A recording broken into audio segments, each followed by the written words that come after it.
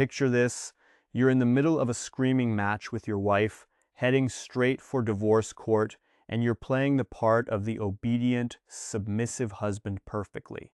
But inside, your brain is throwing a literal ding-dong the witch is dead parade. Our guy is internally screaming about how awesome life will be once he dumps this toxic lady, dreaming about moving back to his hometown and hiring a small army of 5 or 6 maids to peel his grapes. He's basically waiting for the inevitable Dragon King plotline to tear her life apart while he sips margaritas. But then the universe decides to mess with him. His CEO wife, Ye Qing Yu, suddenly develops a Privacy Invasion 3000 superpower. She can hear his every thought. And just as she's about to sign the papers, she realizes that her best friend, her secretary, and even her own aunt are standing in the wings with their marriage licenses ready, camping out like it's a Black Friday sale for a new husband. Apparently, being a divorcee makes our boy the most wanted limited edition drop on the market. Suddenly, Ye Qing Yu isn't so keen on the single life. She starts throwing her entire net worth at him, promising trillions in assets and even offering to play dress up in some very adult silk outfits just to get a hug. But our protagonist isn't biting. Why? Because he's a transmigrator who knows the script. In this Dragon King trash tier novel, his beautiful wife isn't the hero. She's the villainess destined for a cozy cell in the state penitentiary. He needs to get out before he becomes an accessory to her inevitable downfall. The only problem? There's no prenuptial agreement. This is a financial nightmare that would make a bankruptcy lawyer weep. Back in the day, the Ye family business was a real estate titan, but 3 years ago, her dad's terrible management style almost sent the company into a death spiral. Stocks were tanking harder than a crypto scam, and that's when Ye Qing Yu had to swallow her pride and go crawling to her childhood white moonlight crush, Lin Jai, hoping their old engagement would be enough to get a bailout. Asset restructuring is just a fancy corporate way of saying the house is on fire, and the insurance company blocked their number. Lin Jai is back in the country and making headlines, which has sent the Ye family stock prices into a vertical nosedive. Ye Qing Yu, the resident art student, decides the best way to save her family's sinking ship is to marry her ultimate top-tier university simp, Song Yang. It's a PR move meant to look like good news, but since the Ye family is basically bankrupt, they didn't even bother asking him to sign a prenup. They probably figured he wasn't worth the cost of the ink. Song Yang is just sitting there, playing it cool like a guy who just realized his crypto wallet is worth more than his wife's entire conglomerate. As long as she doesn't try to claw back his personal savings, he's willing to ride this disaster into the ground. Suddenly, the door clicks. The Ice Queen has entered the chat. She's rocking a black professional suit and those gold-rimmed glasses that scream, "I have a very expensive therapist." Song Yang hits her with a warm, welcome home smile, playing the part of the devoted husband better than a method actor chasing an Oscar. Ye Qing Yu looks at him, her eyes flickering with a bit of, wait, why is he being nice? But she just nods and heads for the couch. Song Yang doesn't miss a beat. He serves up a bowl of red date soup because apparently it's that time of the month, and in manhwa world, coffee during a period is basically a death sentence. He tells her he's heading to the kitchen to whip up some dinner, but just as he turns to leave, she opens those red lips and tells him to wait. Song Yang feels a surge of pure adrenaline. He puts on his best, clueless husband face while praying to the gods of alimony. Is this it? Is she finally going to serve him the divorce papers and set him free from this simp life? Ye Qing Yu stares at him for a second, probably wondering why he's acting like he just won the lottery. She notices that he actually has a sharp jawline and looks way more masculine than that soft boy Lin Jai. She gestures to the sofa, telling him to sit down. She looks him in the eye and finally drops the bomb. Lin Jai is back. And today, the Lin family, and here we go, the classic rich wife's ex is back trope. Ye Qing Yu drops the bombshell. Her old flame, Lin Jai, wants to pick up where they left off, so it's time for a divorce. As a parting gift for 2 years of being her live-in butler, she's offering him the house and a cool $100 million. Honestly, in this economy, that's not a breakup, that's a successful exit strategy from a startup that never launched. Deep down, Ye Qing Yu is actually feeling a flicker of guilt. She knows she basically hijacked Song Yang's life. Without this marriage, he'd probably be finishing a PhD or studying abroad right now, not perfecting the art of folding her laundry. Technically, she feels obligated to keep him as a permanent pet just to repay the debt. But then Lin Jae showed up with a classic "it wasn't what it looked like" explanation for why he ghosted her 2 years ago. Song Yang, seeing the script, goes full Academy Award nominee. His eyes well up with enough tears to solve a drought as he goes into maximum simp mode. "Qing Yu, please don't leave me. I'll literally stop breathing. If you go, who's going to do your laundry, cook your meals, and give you those foot massages that are definitely a bit too much for a PG-rated recap?" Seriously, it's so cringe I can feel my own soul leaving my body. But inside, Song Yang is throwing a one-man rave.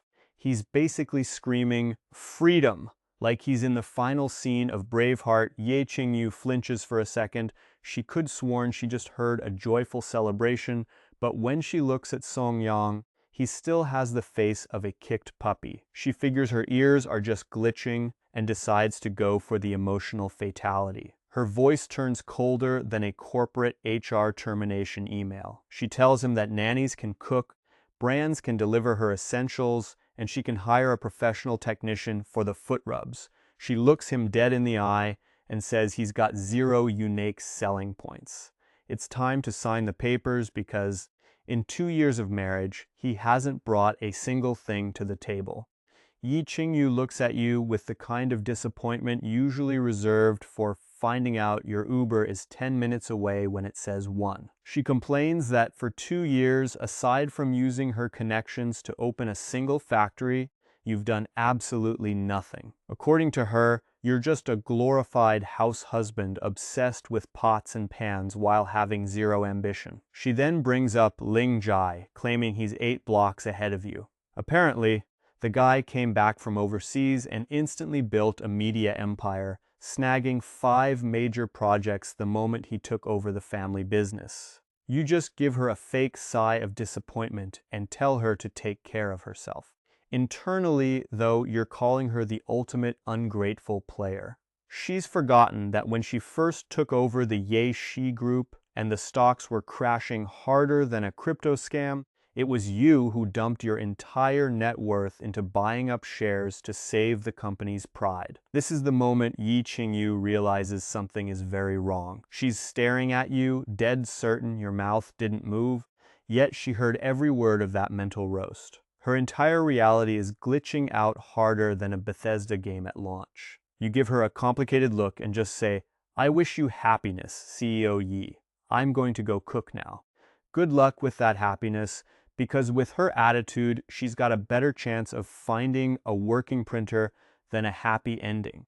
Ling Jai doesn't even like her. His heart belongs to Ye Nian Shu because he's already seen through her toxic vibes. Our guy was actually a low-key genius in college, investing in a dating app his buddy developed and making a fortune. He threw all that cash into the Ye Shi stocks when they were about to be delisted, which took more balls than a ball pit at a McDonald's play place. To hear her say he never helped is beyond laughable. Honestly, if it wasn't for the fact that the divorce is getting finalized tomorrow, you'd have left her standing there alone right now. Ye Qing Yu is staring daggers at the back of Song Yang's head. Why? Because she just got a VIP pass to his inner monologue and he basically just called her the queen of trash. Talk about a brutal Yelp review for a wife. She's also trying to process the tea he just dropped about Lin Jae having a crush on Ye Nian Shu. Now, Ye Nian Shu is the big shot CEO of that new beauty empire in Fenghai.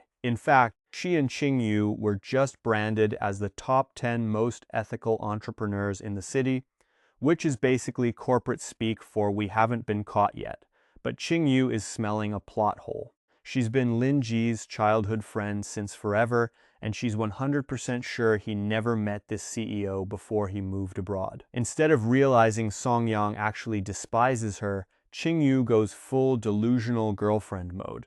She figures he's just so head over heels in love that his brain is short-circuiting into crazy jealousy. She actually starts feeling bad for him. She's literally planning to call her lawyer to give Song Yang a bigger slice of the divorce settlement as a thanks for being a loyal simp bonus. If only we all got paid extra for our intrusive thoughts, right? Meanwhile, in the kitchen, Song Yang is vibing. He's whipping up dinner like he's auditioning for a cooking show, fueled by the pure joy of knowing he's about to be single. His plan is simple: sign the divorce papers tomorrow, sell off his factory, and retreat to his hometown with a mountain of cash. He's already planning to hire about 80 personal assistants to rotate shifts, catering to his every whim. It's the ultimate "I won the lottery and I'm moving to a private island" fantasy, and he's only one signature away from freedom. After dinner, Song Yang puts in his final shift of manual labor, giving Ye Qing Yu a 30-minute foot massage. As he's heading out the door, he can't help but do a double take at her.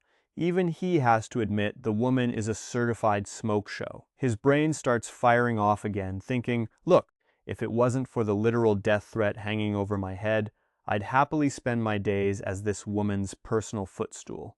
I'd be fine dying in her arms, honestly. Ye Qing Yu hears this, and her ego hits orbit. She's thinking, he loves me. He'd literally die for me. Lawyer, give this man a raise. But when night rolls around, she's tossing and turning like she's trying to find the cool side of a pillow in a furnace. Every time she tries to sleep, that very first thought she heard from him flashes in her mind like a corrupted, unskippable YouTube ad. Fantastic! That's exactly what I wanted to hear. Translation: Ye Qing Yu was basically throwing a party because Song Yang finally agreed to the divorce. But as she stares up at her star-patterned ceiling, which, let's be honest, looks like a cheap planetarium from a mid-tier Airbnb, she starts getting a weird vibe.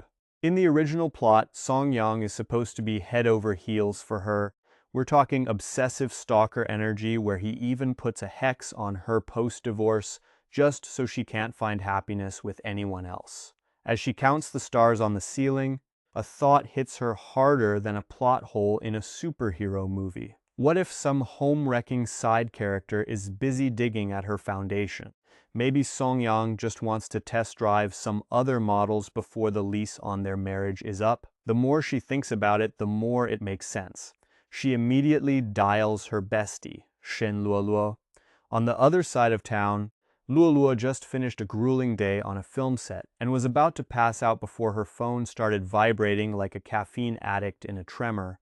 She forces herself to pick up. Qing Yu, what's up? Luoluo, I think Song Yang is cheating. Suddenly, Luoluo is more awake than a tech dev during a server crash. She gulps, reaches under her pillow, and pulls out a secret burner phone. She scrolls through her alt account's chat history with Song Yang, and guys, it is a literal catalog of thirst traps. We're talking black stockings, white stockings, and lingerie that has more lace than a Victorian doily. The latest pic she sent today was a shot from her movie set, the naughty office secretary look, featuring big waves, red lips, and heels high enough to cause vertigo.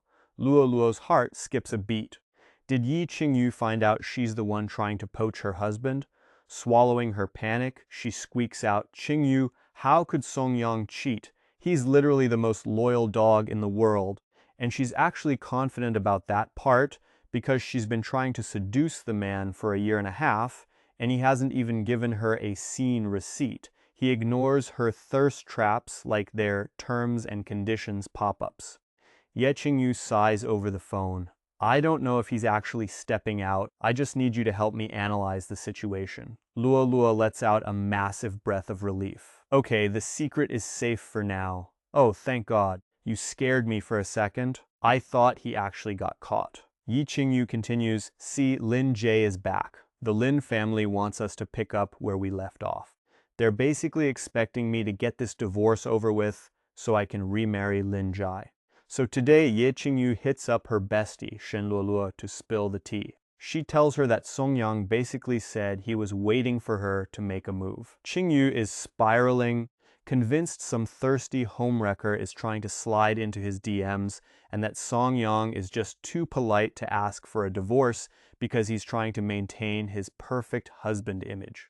When Qing Yu realizes there's total silence on the other end, she's like, Luo Luo, you still there? Did the signal drop, or are you just buffering? Deep down, Shen Luo Luo is having a full-blown internal rave.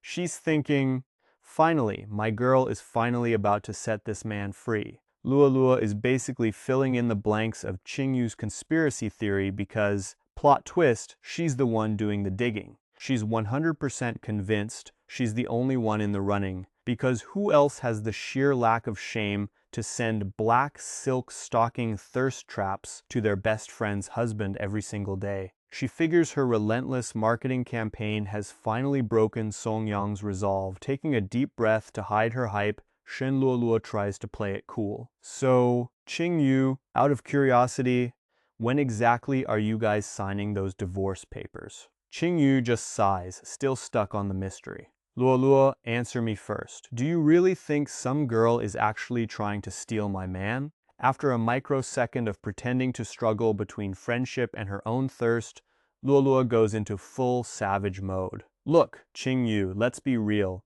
Song Yang has been backed by the massive Ye Corporation for 2.5 years, and what does he have to show for it? He's only managing one tiny chip factory. He has zero grind set, no ambition, and he's more worried about the price of groceries than his own career. He's basically a domestic failure. You need to Marie Kondo this marriage and toss him out. Just give me the date and I'll be there to throw the just divorced party. Qing Yu is totally blindsided by this sudden energy. Whoa, Luo Luo, aren't best friends supposed to tell you to work things out? Why are you acting like a corporate liquidator? Luo Luo's voice goes full heartbroken drama queen over the phone. Qing Yu, wake up and smell the overpriced artisan coffee. A cheating man is like a cracked phone screen. You don't fix it, you replace it. Unless, of course, the person he's cheating with is, well, unless you really don't want him anymore. Girl, why are you even hesitating? Ye Qing Yu just stares at the ceiling, wondering when her life turned into a low-budget soap opera. Shen Luoluo sits up and lets out a sigh that carries more weight than a 40-gigabyte day one patch. She is not just upset, she is personally offended. She thinks to herself, how could Ye Qing Yu be this dense? But then the logic hits her. Why wouldn't she be? This is the same woman who spent 2.5 years keeping Song Yang in the friend zone because she is still obsessed with her white moonlight first love. Talk about a classic trope that refuses to die. Taking a deep breath, Shen Luoluo goes full life coach and tells her friend to just sign the papers and stop the mental drain. She even offers to show up at the courthouse tomorrow just to provide the moral support and probably some much-needed main character energy. When Ye Qing Yu tells her she probably can't make it on such short notice, Shen Luoluo practically teleports out of bed. She tells her to hold her matcha because she is booking a flight right this second. She immediately pings her director telling them to film literally anyone else's scenes because she has a real-life season finale to attend. Then she hits up her mom with the ultimate status update. The mission is finally a success. Ye Qing Yu and Song Yang are actually splitting up. She tells her mom to dust off the family registry because if the divorce goes through in the morning, she plans on marrying Song Yang by the afternoon. Honestly, you have to respect the hustle. She is moving faster than a scalper buying up concert tickets. Her mom is totally here for it, thrilled that her daughter is finally achieving something by bringing a husband home. Meanwhile, over at the corporate grind, a tired staffer named Zhao Zhenzhen is finally finishing the divorce agreement. She bumps into Secretary Jin, who is rocking a white business suit and looking way too professional for this late at night. Jin pretends she just forgot something in the office, but she's really there to confirm the kill. Zhao Zhenzhen confirms the papers are ready for the big signing tomorrow morning. Secretary Jin nods, looking satisfied. Turns out, she's been playing the ultimate undercover game for 2 whole years, constantly gaslighting Ye Qing Yu by telling her that Song Yang is a nobody who just runs some tiny, irrelevant factory. She decides it is time to head home and grab her own family registry too. Tomorrow is about to be a total free-for-all. Secretary Jin is basically the CEO of Steal Your Man Inc. Her plan is simple. Wait for the divorce ink to dry, catch Song Yang while he's in a heartbroken daze, and swoop in like a vulture at a luxury buffet. She's convinced her gentle as water act will make him forget Ye Qing Yu faster than a guest forgets a terms and conditions page. She wants every perk Ye Qing Yu ever enjoyed, including the premium subscription to Song Yang's heart. Meanwhile, our leading lady, Ye Qing Yu, is having a literal nightmare. She wakes up shivering like she's being watched by a cobra that just realized its prey is out of credit. In her dream, the moment they divorced, Song Yang became the ultimate stonks meme. His chip factory didn't just succeed, it had a massive tech explosion mass-producing 3-nanometer chips.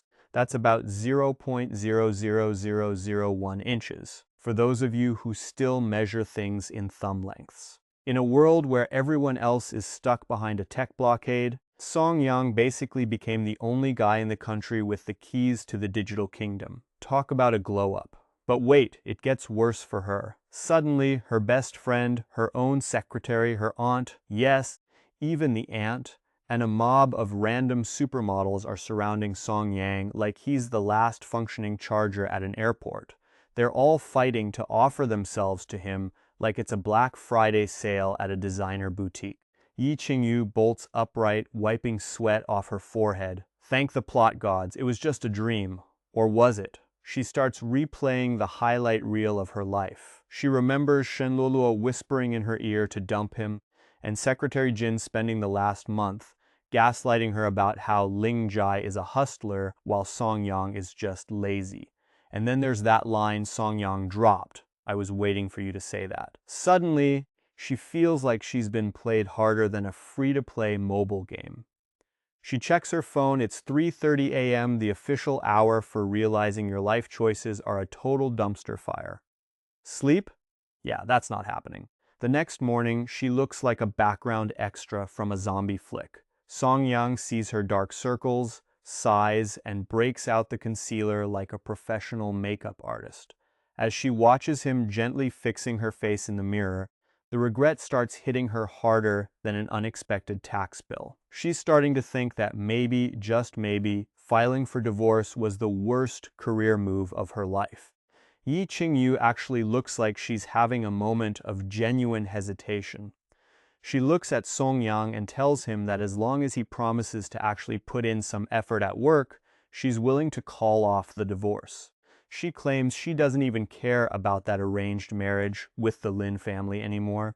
She's giving him that serious anime protagonist look, but Song Yang is internally screaming. His soul is basically doing a facepalm because all he wants is that sweet, sweet freedom. He's thinking, no please, dump me. If I stay married to you, how am I supposed to spend my life with a rotation of cute girls? But on the outside, he stays in character, finishing her makeup with the steady hand of a guy who definitely missed his calling at a Sephora. He whispers that he's just a guy with no real talent and he's sorry for being such a disappointment. At this point, Ye Qing Yu's eyes are practically shooting lasers. She's convinced he's already cheating, or that his heart is already out the door. She snaps and tells him they're headed to the bureau right now. They head downstairs where Secretary Zhao Zhenzhen is already waiting like an NPC with a quest marker. She hands over the divorce settlement, which has already been modified and just needs a signature. Ye Qing Yu signs it with the flourish of a CEO closing a multi-billion-dollar deal and hops in the car. Song Yang doesn't even blink. He scans the papers for about 2 seconds and signs his name faster than a teenager agreeing to a software update he didn't read. Seeing him sign so eagerly makes Ye Qing Yu's blood boil all over again. She can't help but snark at him, asking if he's in such a rush just to go meet some secret lover. Song Yang just frowns and ignores her. Why bother acting when the contract is basically cancelled? Meanwhile, Secretary Jin is in the front seat looking like she just won the lottery as she grabs the signed papers. The car starts heading toward the Civil Affairs Bureau, and the silence inside is so thick you'd need a chainsaw to cut through it. Ye Qing Yu finally realizes something is off and asks why Jin is the one driving today. Jin glances in the rearview mirror and calmly explains that the usual driver, Sister Pang, had to go pick up her kids. Ye Qing Yu nods, finally hitting the mute button on herself. As they hop out of the car at the Civil Affairs Bureau, the official headquarters for Happily Ever After, or See You in Court, two people are already there waiting. It's Lin Jie and Shen Luoluo. You're standing there wondering if there's a glitch in the Matrix, because what are the odds? Even Ye Qing Yu looks like she's trying to solve a Rubik's Cube in her head. Shen Luoluo shoots you a look that's basically a silent apology, then runs over to Ye Qing Yu. She's all fired up, saying she's here as the official squad support so nobody tries to push her bestie around. Ye Qing Yu is so moved she gives her a hug that's tighter than a pair of skinny jeans after Thanksgiving dinner. Truly a classic best friends forever moment that would make a Hallmark movie director weep. Lin Jai is just standing there, sporting a smile so gentle it's basically an Instagram filter, but you can feel the awkward energy radiating off him like a microwave. Please, someone stop the drama and move the line. Zhao Zhenzhen finally speaks up, asking if she should go grab a queue number. It's like the DMV, but with higher stakes and better outfits. Ye Qing Yu's eyes light up like she just remembered her Netflix password. She's got an idea, and she immediately reaches out to grab something from the secretary's arms. I snatched those divorce papers and shoved them right into Zhao Zhenzhen's hands like she was a waiter who forgot my extra ranch. I barked at her to take a good look at the mess she'd drafted. Why is this only showing my assets being chopped up? Where did her money go? Zhao Zhenzhen's eyes went wide, looking like she'd just seen her bank account hit zero. She stammered, asking why I was suddenly blaming her when I was the one who told her yesterday that Song Yang was broke and not to bother counting her pennies. She looked like she wanted to cry, apologizing and asking what the next move was since I was being such a cheapskate boss. Meanwhile, Ye Qing Yu grabbed Shen Luoluo and hauled her into the car like he was trying to beat a 5 p.m. traffic jam. Song Yang wasn't backing down, though. She called him out, saying, "I don't have assets. My guy, you're worth tens of billions, yet you're sweating over my pocket change. That is some top-tier stingy energy right there." Ye Qing Yu's face turned a lovely shade of triggered as he snapped back. "Song Yang, you might not have much, but it's communal property. I'm not about to let you take my hard-earned cash to go play sugar mama for some other dude." While Shen Luoluo and Jin Lishu were standing there looking incredibly awkward, Ling Jie stepped up with that classic, "I'm the nice guy" smile. He told Ye Qing Yu that since Song Yang was already heading out of the country, he should just sign the papers and stop stressing. He even offered to cover the difference from her tiny share of the money out of their upcoming resettlement housing project. The bystanders were basically ready to nominate Ling Jai for a sainthood after that display of generosity. Ling Jai then turned to Song Yang with a look that screamed, "I'm better than you," asking why she'd even want to leave such a great guy like Ye Qing Yu. Song Yang just gave him an eye roll so powerful it could reset a router. "If you don't stop acting like a pick-me girl in a designer suit, I'm gonna lose it. Keep playing the hero, Ling Jai. I'll be right here waiting for the moment you inevitably rug pull Ye Qing Yu on that housing project of yours." Ye Qing Yu just got hit with a truth bomb that hits harder than a lag spike during a boss fight. Turns out that big housing project isn't just a bad investment, it's a total trap. But the real spicy tea? Yi Nianshu isn't just some side character, she's actually the old CEO's secret love child, and she's Ling Jai's white moonlight, which is manhua speak for the girl he's been simping over since the dawn of time. And the receipts are all sitting in the Lin Shi Private Hospital's DNA archives like a forgotten terms and conditions agreement. Ye Qing Yu's brain is spinning faster than a loading icon. He's done with the he said, she said drama. He wants the cold, hard facts. He gives Ling Jie a look that could wilt plastic flowers and tells him he's not just being petty. Then he stares down Song Yang, grabs Shen Luoluo's car keys, and chucks them at him like he's handing off a hot potato. He tells them the divorce talk is on hiatus because he's got actual adulting to do, then bails with Secretary Jin. The two of them are left standing there looking like NPCs who forgot their dialogue. Meanwhile, in the getaway car, Shen Luoluo is curious. She asks why he's suddenly acting like he cares about Song Yang's meager assets. I mean, the guy's net worth is basically a half-used Starbucks gift card. Even Secretary Jin is eyeing him through the mirror like he's a weird new species of bug.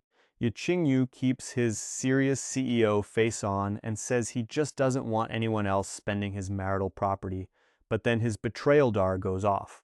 He looks at Shen Luoluo and asks why she's so suspiciously invested in his divorce. Shen Luoluo gives him a smile that's as fake as a free cruise pop-up, telling him she just wants him to find his soulmate. But internally, she's sighing because she's not interested in his soul, she's just thirsty for Song Yang's physique. She lets out a quiet breath, realizing her plan for a quick snack just hit a major speed bump. So our boy Song Yang just watched his big opportunity vanish faster than my motivation on a Monday morning. He is already imagining the lecture he is going to get from his mother, a 43-year-old middle-aged beauty who apparently has a thing for his career path. His assistant, Jin Li Shu, chimes in with the classic corporate shade, telling boss Ye Qing Yu that Song Yang is basically a walking bank overdraft and not worth the calories spent talking to him. She claims the boss could earn Song Yang's entire net worth in the time it takes to brew a latte. Ye Qing Yu just shakes her head, looking at them like they are trying to explain a crypto scam to a Victorian child. She tells them they just do not get it, while Jin Li Shu sighs over the useless residency papers in her bag. The vibe goes quiet until Ye Qing Yu turns to Shen Luoluo, remembering her family owns a slice of the Lin family's private hospital. Shen Luoluo nods, admitting they have got a small stake, so Ye Qing Yu decides it is time for a field trip. She needs a paternity test, and she needs it done under her authority as the boss. See, she is tired of the guessing games. If she can prove Song Yang's inner spoilers are 100% legit, then dealing with hidden dragon kings, pampered wives, and the Lin family's shady business traps will be easier than beating a tutorial boss with a level 99 character. She is the literal queen who saved the Yi family business from the brink of death in just 2.5 years, so she has got that step-on-me CEO energy and the confidence to face anything. Meanwhile, totally oblivious to the fact that his boss is currently weaponizing science to fact-check his brain, Song Yang is hanging out on the curb with Lin Jie. They are sharing a smoke like they are best friends in a mid-range indie movie.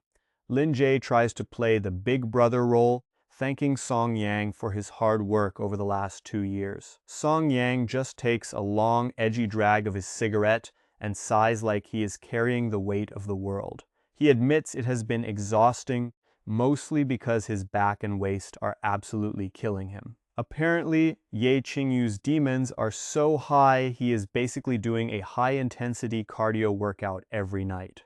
And while he is complaining about his physical exhaustion, he has no clue why Lin Jie suddenly decided to offer him a smoke. Song Yang decides it's time to commit some psychological warfare. He hits Ling Jai with the ultimate "I'm the husband" flex, and you can practically see the guy's soul leaving his body. See, Ling Jie spent 4 long years in college with Ye Qing Yu and barely got to hold her hand. No kissing, no nothing, straight up friend-zoned while supposedly in a relationship. Talk about a skill issue. But Song Yang, he casually mentions his waist is a bit sore today. And we all know what sore waist means in the manhua dictionary. Hint, it involves a lot of cardio and 0 sleep. Ling Jai's brain goes into overdrive, picturing Ye Qing Yu's curves and those lips he never got to touch, and he is absolutely seething. It's like watching a guy find out his Netflix password got changed by his ex's new gym bro, swallowing his pride. Ling Jai goes for the most overused trope in the book, the CEO breeb. He tells Song Yang to name a price to disappear forever. Song Yang's eyes practically turn into dollar signs. Hey, if the marriage is heading for a divorce anyway, he might as well collect some emotional damage interest for the previous guy who inhabited this body. He looks Ling Jai dead in the eye and asks for 100 million. Ling Jai actually scoffs, mocking him for having 0 ambition. He expected Song Yang to ask for a massive business project worth way more, calling him a small-time loser. But Song Yang isn't an idiot. Business projects in these stories are just elaborate traps to get the main character thrown in jail for some creative accounting. He just wants the cold, hard cash so he can ghost faster than a Tinder date who realized you don't actually own a private jet. Just as the deal is closing, Ling Jai's phone screams for attention. It's his panicked lackey on the line with a code red. Apparently, Ye Qing Yu and a guy named Shen are currently raiding the hospital to dig up the paternity test between her and the old man Ye. Ling Jai loses his cool immediately, his brain short-circuiting. This secret has been buried for over 10 years. If it gets out, the entire family tree is going to look like a confused hedge. He screams into the phone like a crazy person, yelling that she can't be allowed to see it. But, oops, classic mistake. Ye Qing Yu was already listening. She hits him with that icy, "I'm not mad, I'm just disappointed" voice, calls him out for betraying her yet again, and hangs up. Ling Jai is left standing there looking like a complete idiot who just accidentally replied all to a company-wide roast email. And then suddenly everything is just colors on top of colors on top of more colors. It's like someone crammed too many RGB strips into a cheap gaming PC case and the whole thing finally decided to go nuclear. This visual vomit is more overwhelming than a terms and conditions page that you pretend to read before clicking agree. If the author is trying to show off a powerful aura here, they're basically just showing off how much they can abuse the contrast slider until our eyeballs start to smoke. In this world, if you're a top-tier billionaire, landing just a couple of projects nets you more cash than a regular person would see in 50 lifetimes. And for that kind of buy-your-own island money, people will do things that make a horror movie villain look like a saint.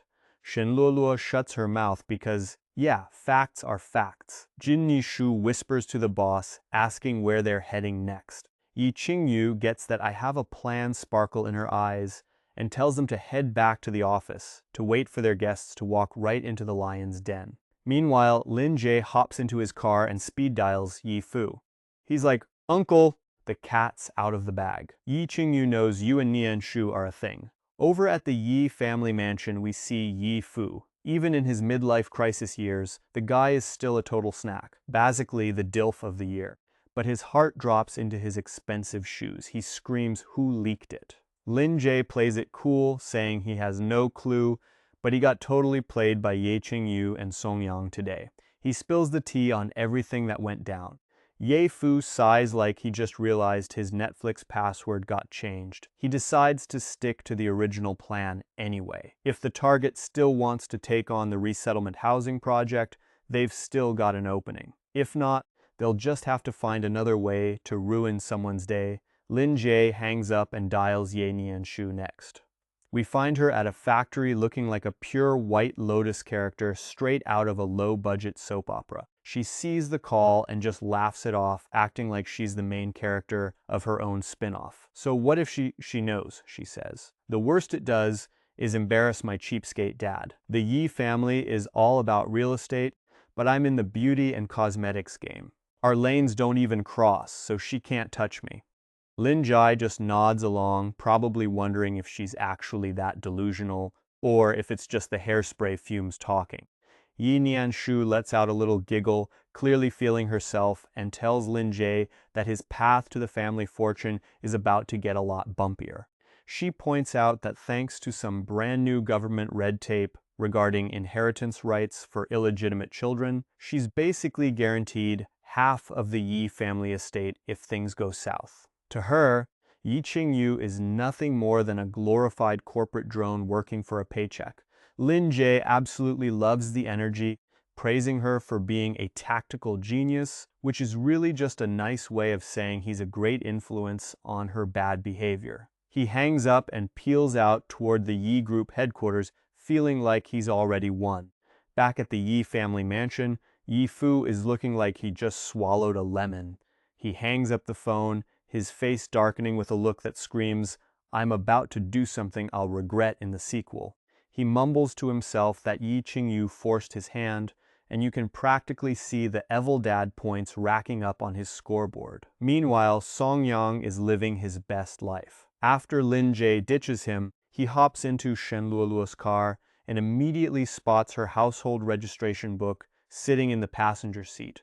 In this world, that's basically a VIP pass to a shotgun wedding. Song Yang can't stop laughing. Not only did Ye Qing Yu drag this girl away, she accidentally cock-blocked an entire marriage. As he's laughing, a memory hits him like a sudden frame rate drop. He remembers that about 18 months ago, Shen Luoluo actually tried to thirst trap the original version of himself just to get his contact info. Song Yang's face goes pale because this definitely wasn't in the original script he read. According to the book, the original Song Yang was just a professional simp who spent his time defending Ye Qing Yu's squad against the Dragon King after she died.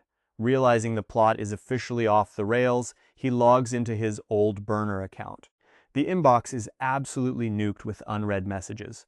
He checks the one from Shen Luoluo, feels the cringe, and hits her back with a simple received just to keep it chaotic.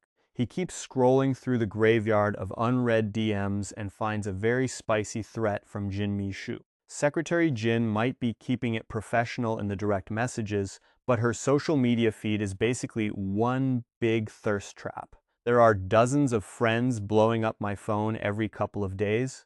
Honestly, forget the bank account, this is the real inheritance.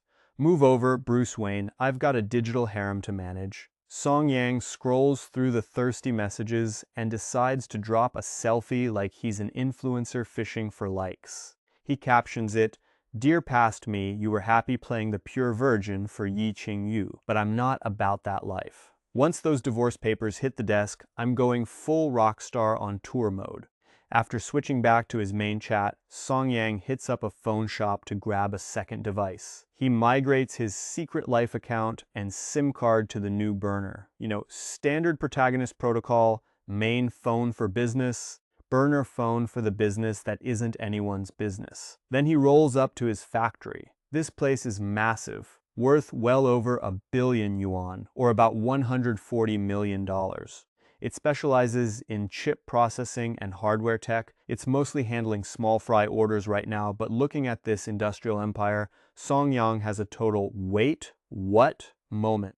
Why the hell does Ye Qing Yu keep calling him a lazy loser with no ambition? Is she actually blind? Or is this just one of those classic manhua plot holes where the wife ignores a literal billionaire just to keep the drama going?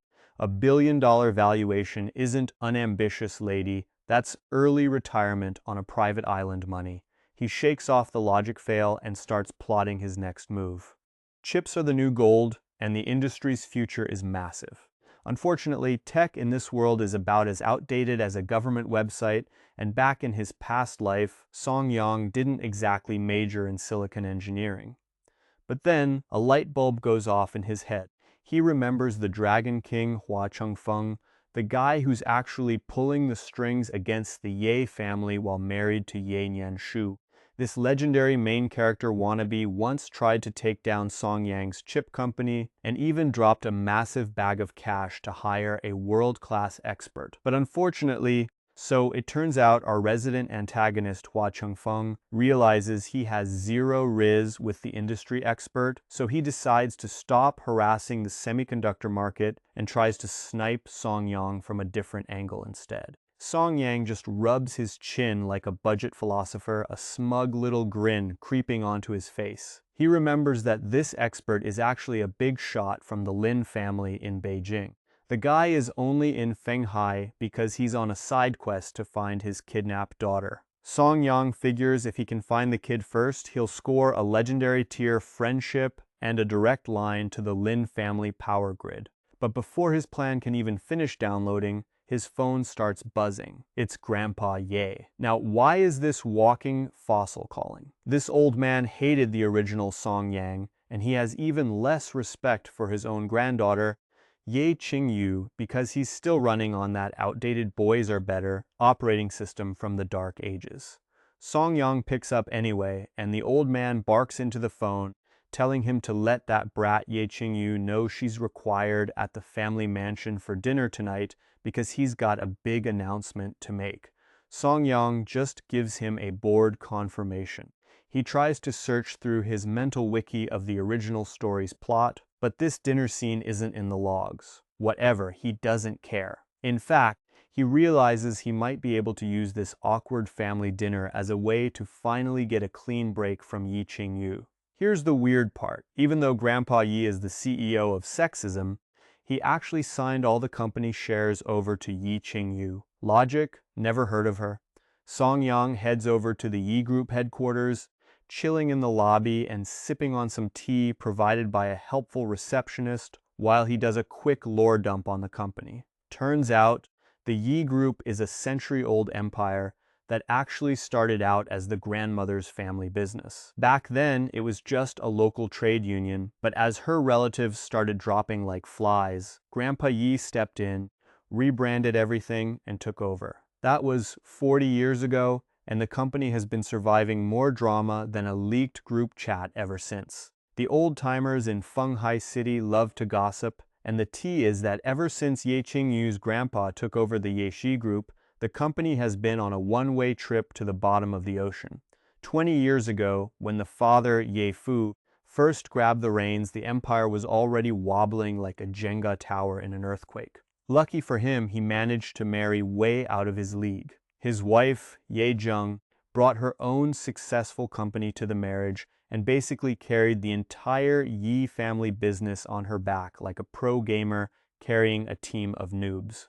For 20 years, they played the perfect couple card, and under Ye Zheng's actual leadership, the company hit its peak, exploding from a local business into a massive national conglomerate. But of course, the moment Ye Zheng passed away and Ye Fu took back control, the glory lasted about 2 years before he started driving it into the dirt again. It got so bad that 2.5 years ago, they were one bad day away from bankruptcy until Ye Qing Yu stepped in to save the day. Because of this, there's a legendary joke running through Fenghai City. The Yi family men are total deadbeats and the Yi family women are all love brains.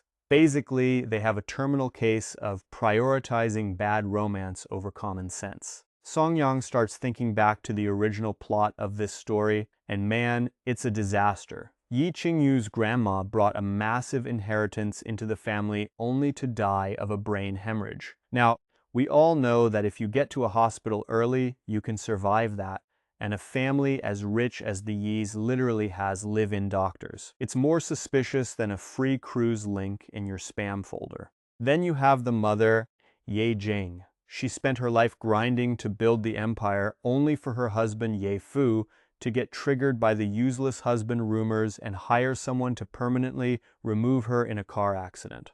Even the original version of Ye Qing Yu was obsessed with her white moonlight crush, Ling Jai, who eventually teamed up with her own father to frame her and toss her in prison.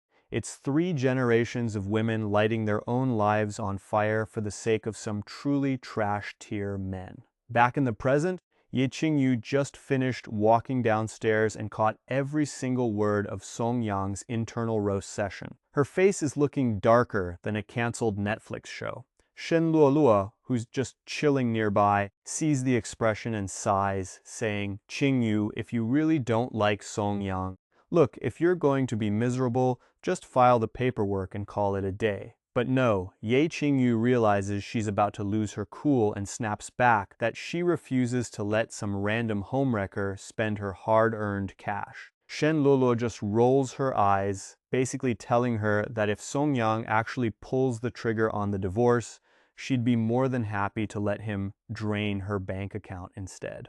At this point, Song Yang spots Shen Luoluo and hits her with a smile, complimenting her car and saying it's a smooth ride. Shen Luoluo pulls the Ice Queen act, telling him he should just get his wife to buy him one, but internally, she's losing it. Her brain is basically a stadium full of screaming fans because Song Yang finally spoke to her. Song Yang is just watching this performance like he's got the director's commentary on, thinking about how she's pretending to be all distant when she's been spamming his DMs with spicy photos every single night. This girl is playing both sides of the fence better than a double agent in a low-budget spy flick. Suddenly, the realization hits Ye Qing Yu like a brick to the face. Her own best friend is the one trying to renovate her marriage from the inside out. Her world spins, her vision goes dark, and she starts to collapse. Song Yang catches her out of pure instinct, reaching into his pocket and popping a candy into her mouth. It's a total autopilot move from the guy who previously inhabited this body, and even Song Yang is weirded out by how naturally he just handled that medical emergency. Shen Luolua stands there holding Ye Qing Yu's other arm, looking jealous enough to start a fire. She's actually envious that her friend has a man who carries snacks for her like a literal emotional support human. Once Ye Qing Yu stops seeing stars, she shoves Song Yang away with a look that screams restraining order, calling him a cheating scumbag. She looks at her bestie with pure disappointment but just sighs instead of throwing hands. Song Yang is standing there looking like a guy who accidentally joined the wrong Discord server. He's genuinely baffled because Ye Qing Yu clearly hates his guts, yet she refuses to sign the divorce papers. He's even considering leaving with 0 assets just to escape this toxic fever dream. But Ye Qing Yu's face turns even darker. She's decided she isn't even going to ask questions. She's just going to stay married out of pure, unadulterated spite. If she has to be miserable, everyone is coming down with her. Ye Qing Yu decides that if she has to deal with this drama, she's going to make sure Shen Luoluo's feelings stay buried deeper than a terms and conditions page. She struts up to Song Yang and drops a kiss right on his lips, a total look but don't touch power move. She hits him with the "sorry babe, I was just a little stressed, let's head back to the family mansion now." She catches that flicker of pure my world is ending sadness in Shen Luoluo's eyes, and honestly, her inner mean girl is finally hitting its final form. She's already drafting a mental spreadsheet of ways to keep her bestie miserable. Meanwhile, Song Yang is standing there with his brain stuck in a loading loop. He's wondering if Ye Qing Yu finally snapped or if she's just trying to win an Oscar for Best Random PDA. Shen Luoluo feels like the literal personification of the "this is fine" meme and bails after a weak "see ya later." Song Yang watches her lonely back and is screaming internally. He's looking at her like she's the last slice of pizza at a party, and Ye Qing Yu is the guy who just sneezed on the box. He's miserable, but Ye Qing Yu is thriving. She grabs his hand and drags him toward the car like she's a toddler who just found a shiny rock. See, Ye Qing Yu isn't the type to turn the other cheek. Ever since Lin Jai left 2.5 years ago, which is a longer hiatus than most of my favorite YouTubers, she has 0 tolerance for betrayal. Not from her loyal simp, and definitely not from her best friend. Shen Luolua trudges home looking like she just lost her 50-50 on a gacha game. Her mom, who clearly treats husband hunting like a competitive sport, immediately asks where her handsome and charming future son-in-law is. Luolua spills the tea. "Mom, I think Qing Yu caught on to my feelings for Song Yang. She kissed him right in front of me. In over 2 years, they've basically been roommates, and now she's marking her territory." Her mom, a high-level career woman who probably fires people as a hobby, doesn't even blink.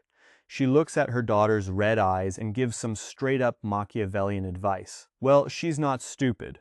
If she's figured it out, you might as well stop playing nice and tell her you're coming for her man. Luolua stares at her from the sofa like her mom just suggested they start a pyramid scheme. Mother Shen drops some cold truth, telling her daughter that wanting both friendship and love is like trying to use a leaked password on a streaming site. Eventually, someone's getting kicked off. It's a binary choice, unless Ye Qing Yu is suddenly into the sharing is caring lifestyle, which, let's be real, is a plot twist even this author isn't bold enough to write. Shen Luoluo sighs because, yeah, facts. But Mother Shen isn't finished. She sports a fox-like grin that says she's definitely been reading the spoilers. Luolua asks what's up, and Mom explains she's been auditing the situation between Song Yang and Ye Qing Yu like a forensic accountant. She realized that someone has been aggressively gaslighting Ye Qing Yu, constantly whispering in her ear that Song Yang is a total zero. Mom actually has a bit of a crush on Song Yang's resume. 6.5 years ago, When he first showed up, he was the ultimate level 99 simp, a professional floor mat. Everyone treated him like a walking meme. But then, 2.5 years ago, he married Ye Qing Yu and saved their crashing stock prices like a one-man Federal Reserve. From there, he went full Sigma grindset, traveling to every corner of the Yi family's branch offices and commercial malls. He pioneered a strategy to save the old guard by building a massive cinema chain and pivoting into the entertainment industry. For the ultimate PR move, he had Ye Qing Yu dump the company's entire treasury into a charity for girls in the mountains, buying them enough social credit to make a tech billionaire look like a saint. It worked, and the Ye family business was saved from the brink of a total game over. But then, the corporate snakes started whispering that Song Yang was trying to pull a hostile takeover and steal the entire inheritance. Song Yang's response? He pulled a mic drop and quit, shocking the entire world. He went off to start his own semiconductor chip factory, and ever since then, Ye Qing Yu's official excuse is that Song Yang isn't photogenic and hates being on camera. But Mother Shen has been tracking him like a dedicated stalker with a LinkedIn premium account, and she knows that's a total load of garbage.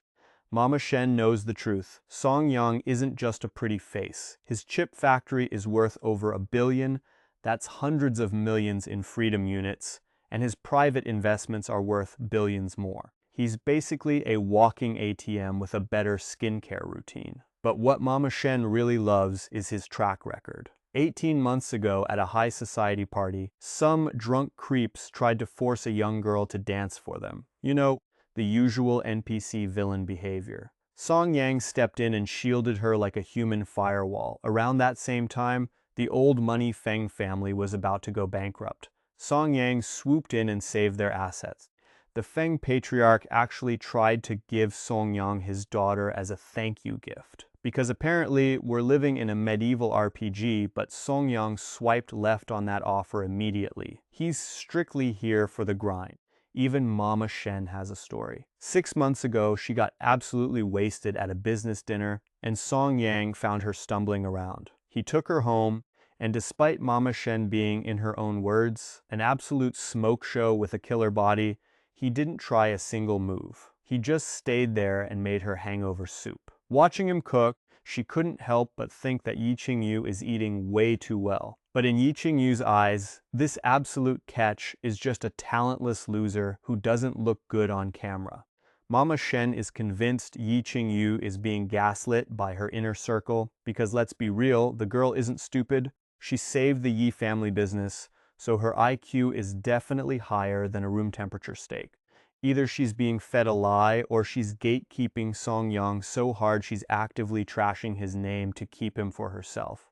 That's some toxic 4D chess right there. So Mama Shen leans over to Shen Luolua and drops the mission. Go tell Ye Qing Yu everything. Tell her Song Yang's company is worth billions. Our goal isn't just to own the guy, it's to join the winning team.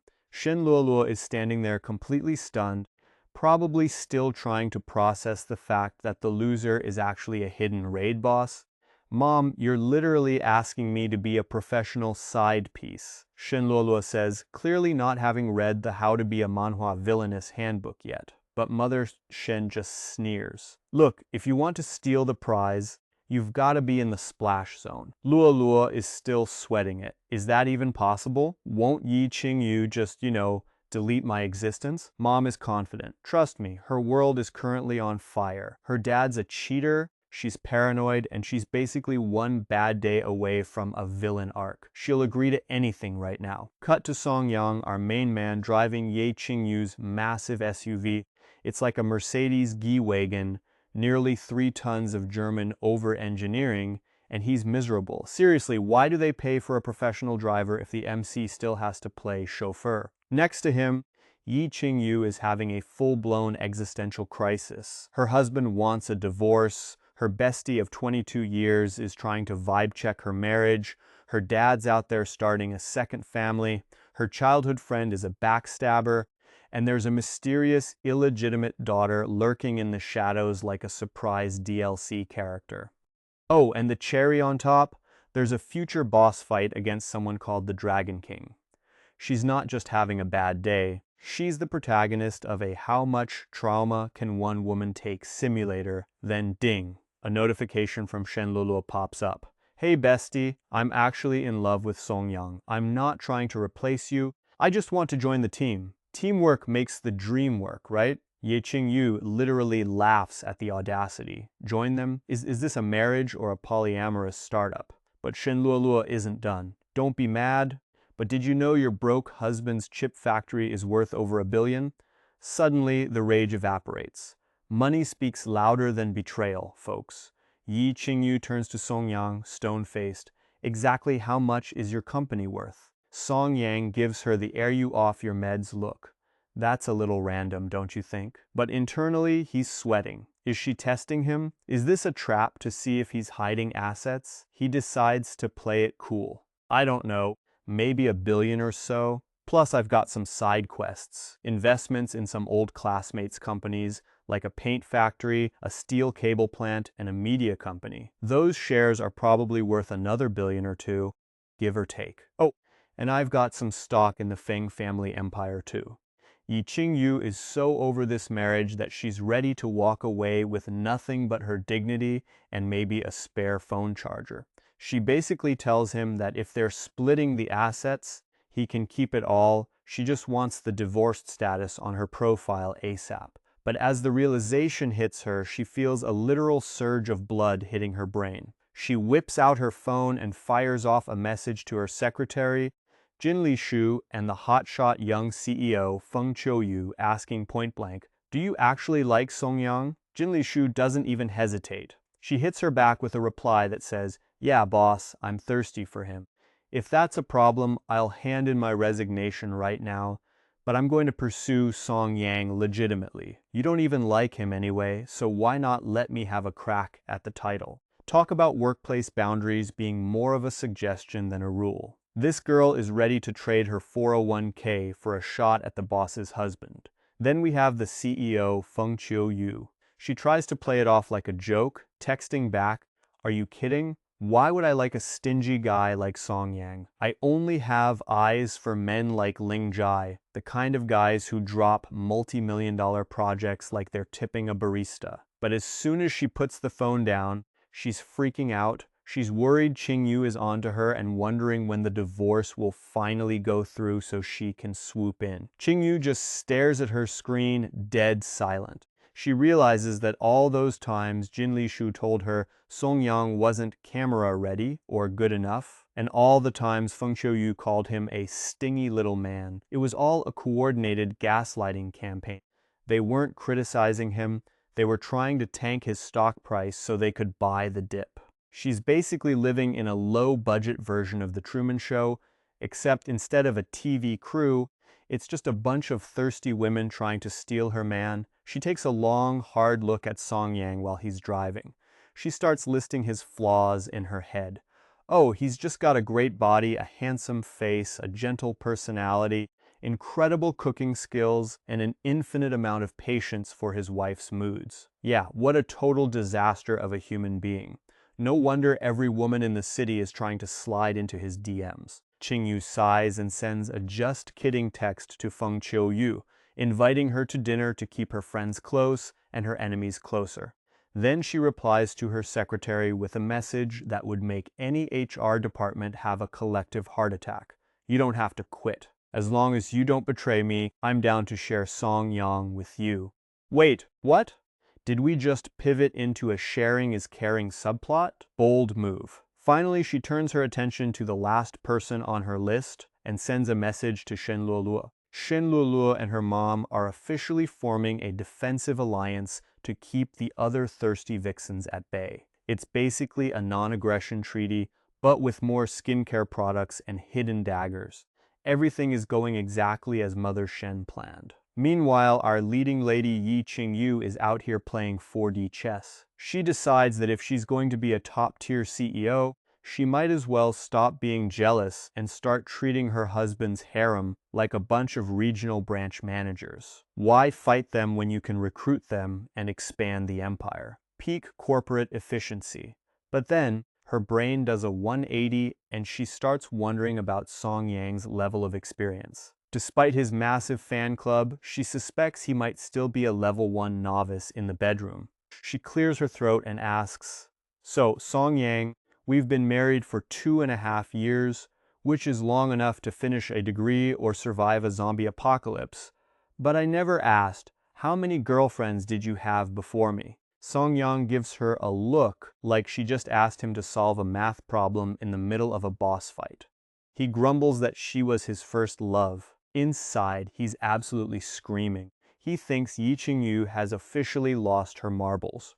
Imagine having a roster of beautiful women long enough to fill a Discord server, yet he's out here staying chaste like a monk because his wife won't even let him pass the loading screen. He's determined to finally get some action before he meets his maker, because dying a virgin when you've got a harem is just bad for your gamer stats. Ye Qing Yu's eyes sparkle, clearly satisfied that her husband is still in mint condition. They eventually roll up to the Yi family ancestral mansion where the grandpa and the big boss reside. The guards see the car and open the gates faster than a skip ad button, letting Song Yang drive straight into the inner courtyard. The butler is already standing there, ready to open the door and welcome the eldest miss and the son-in-law back to the nest. Looking at the ice cold, walking past a literal parade of young butlers and maids, Song Yang can't help but do some mental math. This level of luxury is basically a flex on the entire middle class. Between the security, the housekeepers, and the staff, the monthly payroll has to be over $1 million. That's like 150,000 US dollars just to keep the floors shiny. And that's not even counting the maintenance on this ancient Yi family estate. Ye Qing Yu looks at the place like it personally insulted her ancestors, muttering about how she'd donate the whole thing to a museum if it meant she could snag a few government projects. She's got that burn it all down for a tax write-off energy, and honestly, I respect the hustle. The butler leads them through the classic garden-style architecture. Very traditional aesthetic, very I have more money than taste. As they approach the main hall, the sound of laughter drifts out. Ye Qing Yu's face turns colder than a crypto wallet in a bear market the moment she looks up. Song Yang, on the other hand, just grins because he recognizes every single player in this circus. There's Grandpa Ye, rocking a tang suit and pretending to be a man of culture. Then there's Yi's father, putting on his best refined businessman act. We've also got Ling Jai's family, the great aunt-in-law with her grandson, and a mysterious beauty holding a baby. But the real star of the show, that's Ye Qing Yu's cousin. This kid looks like he'd get pushed over by a stiff breeze, but don't let the skinny frame fool you. He's a certified savage. Once he realized he couldn't beat the Dragon King protagonist, he didn't just surrender. He literally offered up his own wife as a sacrifice to the guy. And get this, the woman standing next to him might be his wife, but she's also rumored to be Grandpa Ye's little side piece on the low. Talk about a family tree that's actually a wreath. Ye Qing Yu is staring at her relatives like she's wondering when her boring family turned into a Shark Tank full of hidden agendas. Inside the hall, Grandpa Ye, who is basically a living fossil from the feudal era, sees them and lets out a heavy huff. He gestures for everyone else to stay seated and barks at them, asking if they're waiting for a royal invitation or if they just forgot how doors and manners work. Song Yang rolls his eyes so hard he nearly sees his own brain. He just got here, and this old fossil is already acting like a total feudal leftover. His personality is as outdated as his wardrobe. It's the digital age, yet he's still trying to flex that ancient patriarch energy. Ye Qing Yu actually lets out a snicker, basically saying, "Sick burn, babe."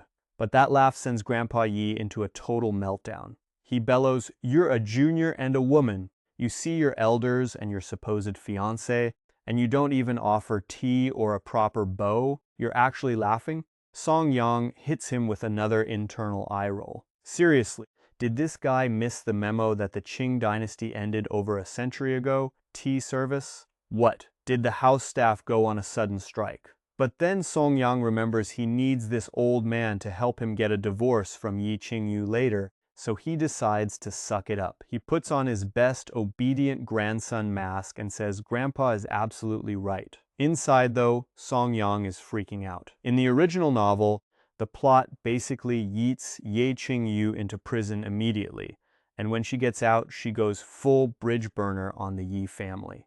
The author never bothered to write if they actually liked each other. Song Yang is just crossing his fingers that she has some feelings for the old man, especially since he signed all those company shares over to her. Ye Qing Yu shoots him a look that says, "How are you cursing him out in your head while looking that submissive?"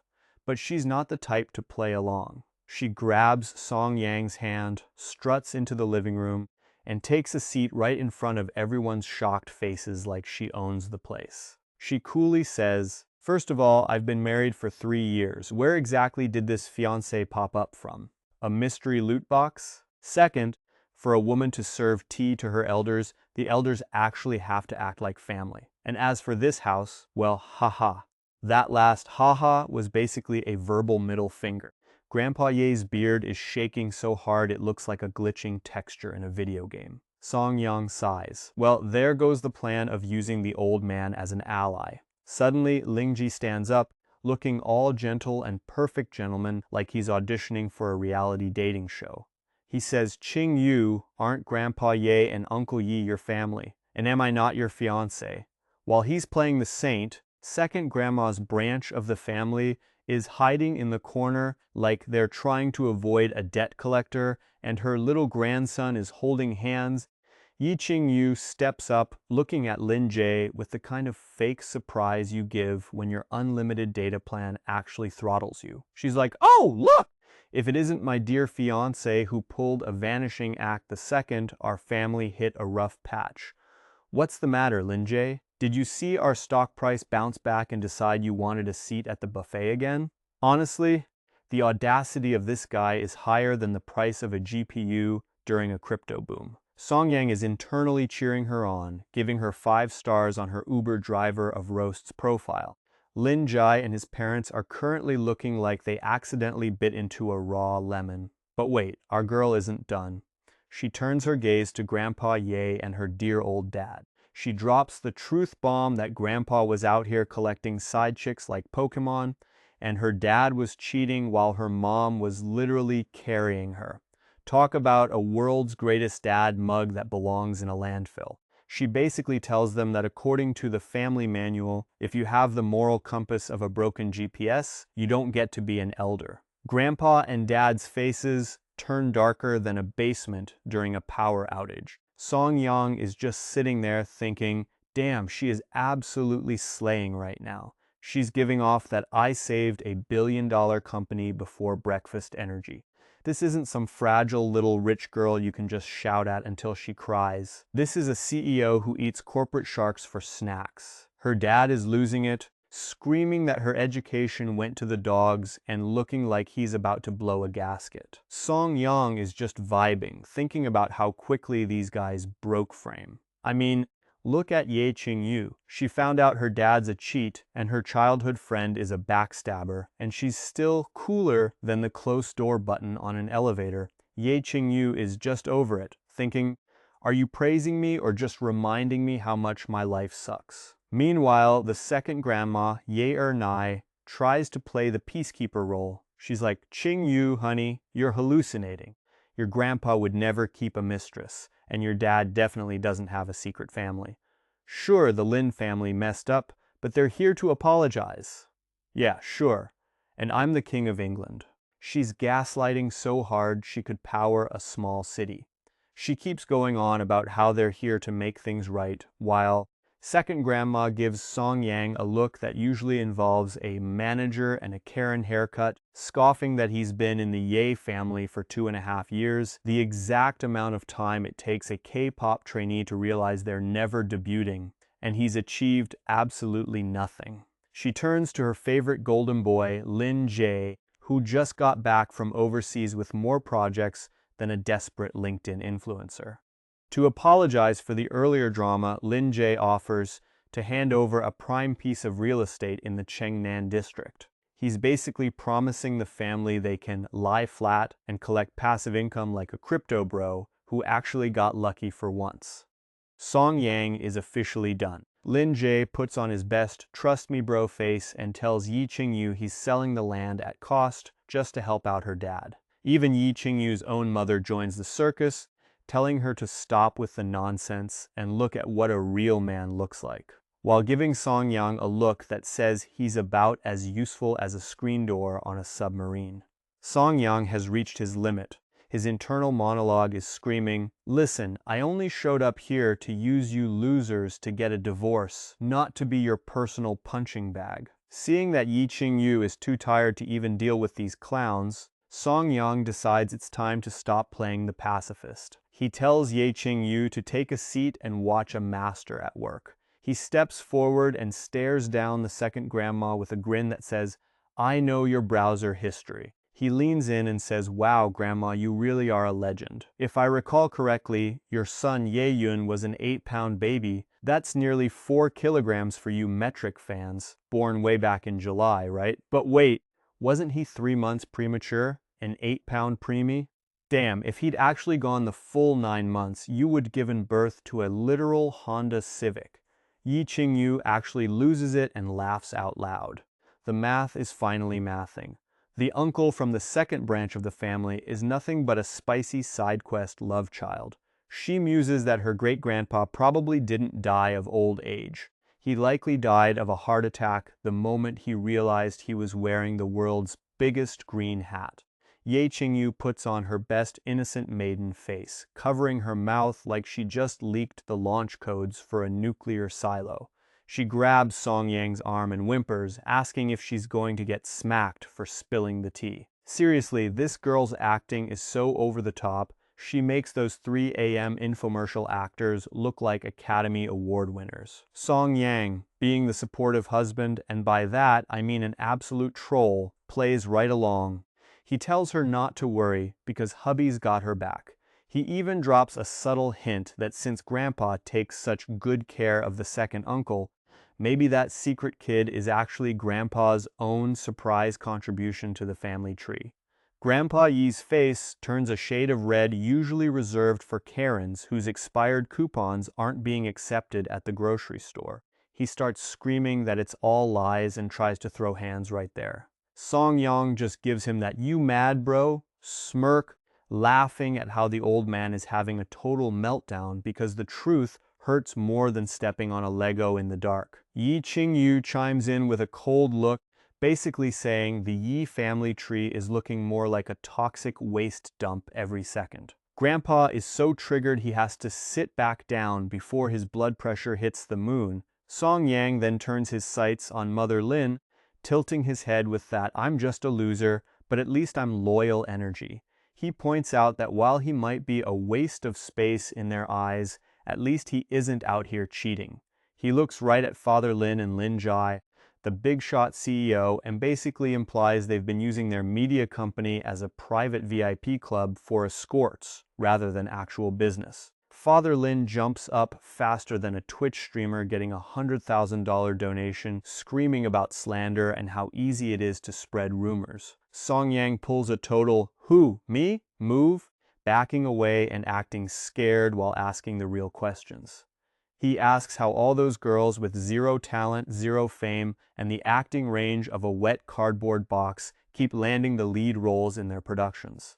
Ye Qing Yu slides in for the assist, grabbing Song Yang's arm and playing the sweet wife again. She asks if Song Yang forgot Father Lin's famous catchphrase about how he can make anyone a star overnight. She reminds everyone of that one time the news leaked about the Lin Group's special recruitment process. You know, the kind of dirty laundry that usually ends up in a PR nightmare. The Lins are vibrating with pure, unadulterated rage at this point, looking like they want to commit a felony. Lin Jai finally sees the writing on the wall. These two didn't come here to negotiate or talk business. They showed up specifically to burn the whole circus down and laugh at the clowns. Lin Jie takes a deep breath, trying to act all deep and soulful, and tells Ye Qing Yu to stop playing around because he's totally sincere about getting back together. In the background, our boy Song Yang is internally screaming.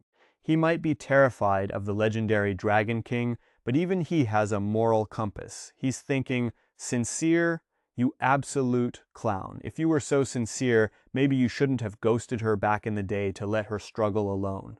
But then Ye Qing Yu decides she's done playing the role of the silent heroine. She looks Lin Jie dead in the eye and tells him to go jump off a cliff, adding that they were never even together to begin with. The living room goes so silent you could hear a fly sneeze. The butler, who was just about to announce dinner, is standing there with his jaw on the floor, his professional dignity retreating faster than a laptop battery on a Zoom call. I mean, this is Ye Qing Yu, the billionaire ice queen of Fenghai City. Hearing her drop a verbal pipe bomb is like watching a Disney princess suddenly start a mosh pit. Song Yang is losing his mind. Is this really the cold, calculated female villain she's supposed to be? Meanwhile, Grandpa Yi is turning a shade of red usually reserved for emergency exit signs. He's shaking his finger at her, shouting about how she's a total disgrace to the family name. Ye Qing Yu couldn't care less. She turns to Lin Jie with a look of pure ice and asks him why a successful young man like him wants to marry a second-hand woman like her instead of some fresh-faced socialite. She basically asks if his brain is running on a 404 error. Lin Jie's eyes flash with annoyance, but his mom, Mama Lin, jumps in to play damage control. She claims Ye Qing Yu is only acting out because she's hurt, which apparently proves how much Lin Jie loves her. Ye Qing Yu starts laughing like she's just seen the funniest meme on the internet. She asks if love is why Lin Jie kept it a secret that her own father had a secret love child, a daughter only a few months younger than her. Lin Jie tries to keep his cool, acting like he's the misunderstood hero, and says he only hid the truth because he didn't want her to be upset and wanted to handle it quietly. Ye Qing Yu just tilts her head, looks him up and down like he's a piece of outdated hardware, and holds out her hand. She tells him to hand over his phone. Mama Lin and the rest of the crowd are looking at her like she's finally lost her signal. What exactly is your move here? Ye Qing Yu asks, sounding about as bothered as a cat watching a bird through a window. She is not just talking. She is pulling out her phone to call Ye Nian Shu and find out how exactly she managed to shake off these aggressive Lin family pests. Lin Jai's face is turning a lovely shade of bruised ego because he did not expect her to ignore the social contract and go straight for the jugular. Honestly, you have to respect a woman who treats a high-stakes family negotiation like a savage Twitter call-out post. Lin Fu, the human embodiment of a one-star Yelp review, slams the table and stands up, screaming that the Yi family has gone too far. He points a finger at her, basically saying, "Listen, kid, if my son did not have a crush on you, we would not even be here trying to marry a second-hand woman who spends her nights drinking with clients to close deals." Wow. This guy's charm is clearly why he is failing at life. Ye Qing Yu's eyes go full serial killer mode, and even Song Yang's expression shifts from bored to "you have 5 seconds to live." Lin Fu, clearly lacking any survival instincts, looks at Song Yang and scoffs that they are a perfect match. A broke country bumpkin and a shameless party girl. That is the breaking point. Song Yang is not about to write a strongly worded email. He stops Ye Qing Yu from speaking, grabs a heavy fruit plate, and introduces it to the top of Lin Fu's skull. It is a sudden, beautiful mess that leaves the room quieter than a theater during a box office flop. Ye Qing Yu is just standing there watching Song Yang stretch his wrist, thinking that her husband is officially the greatest of all time.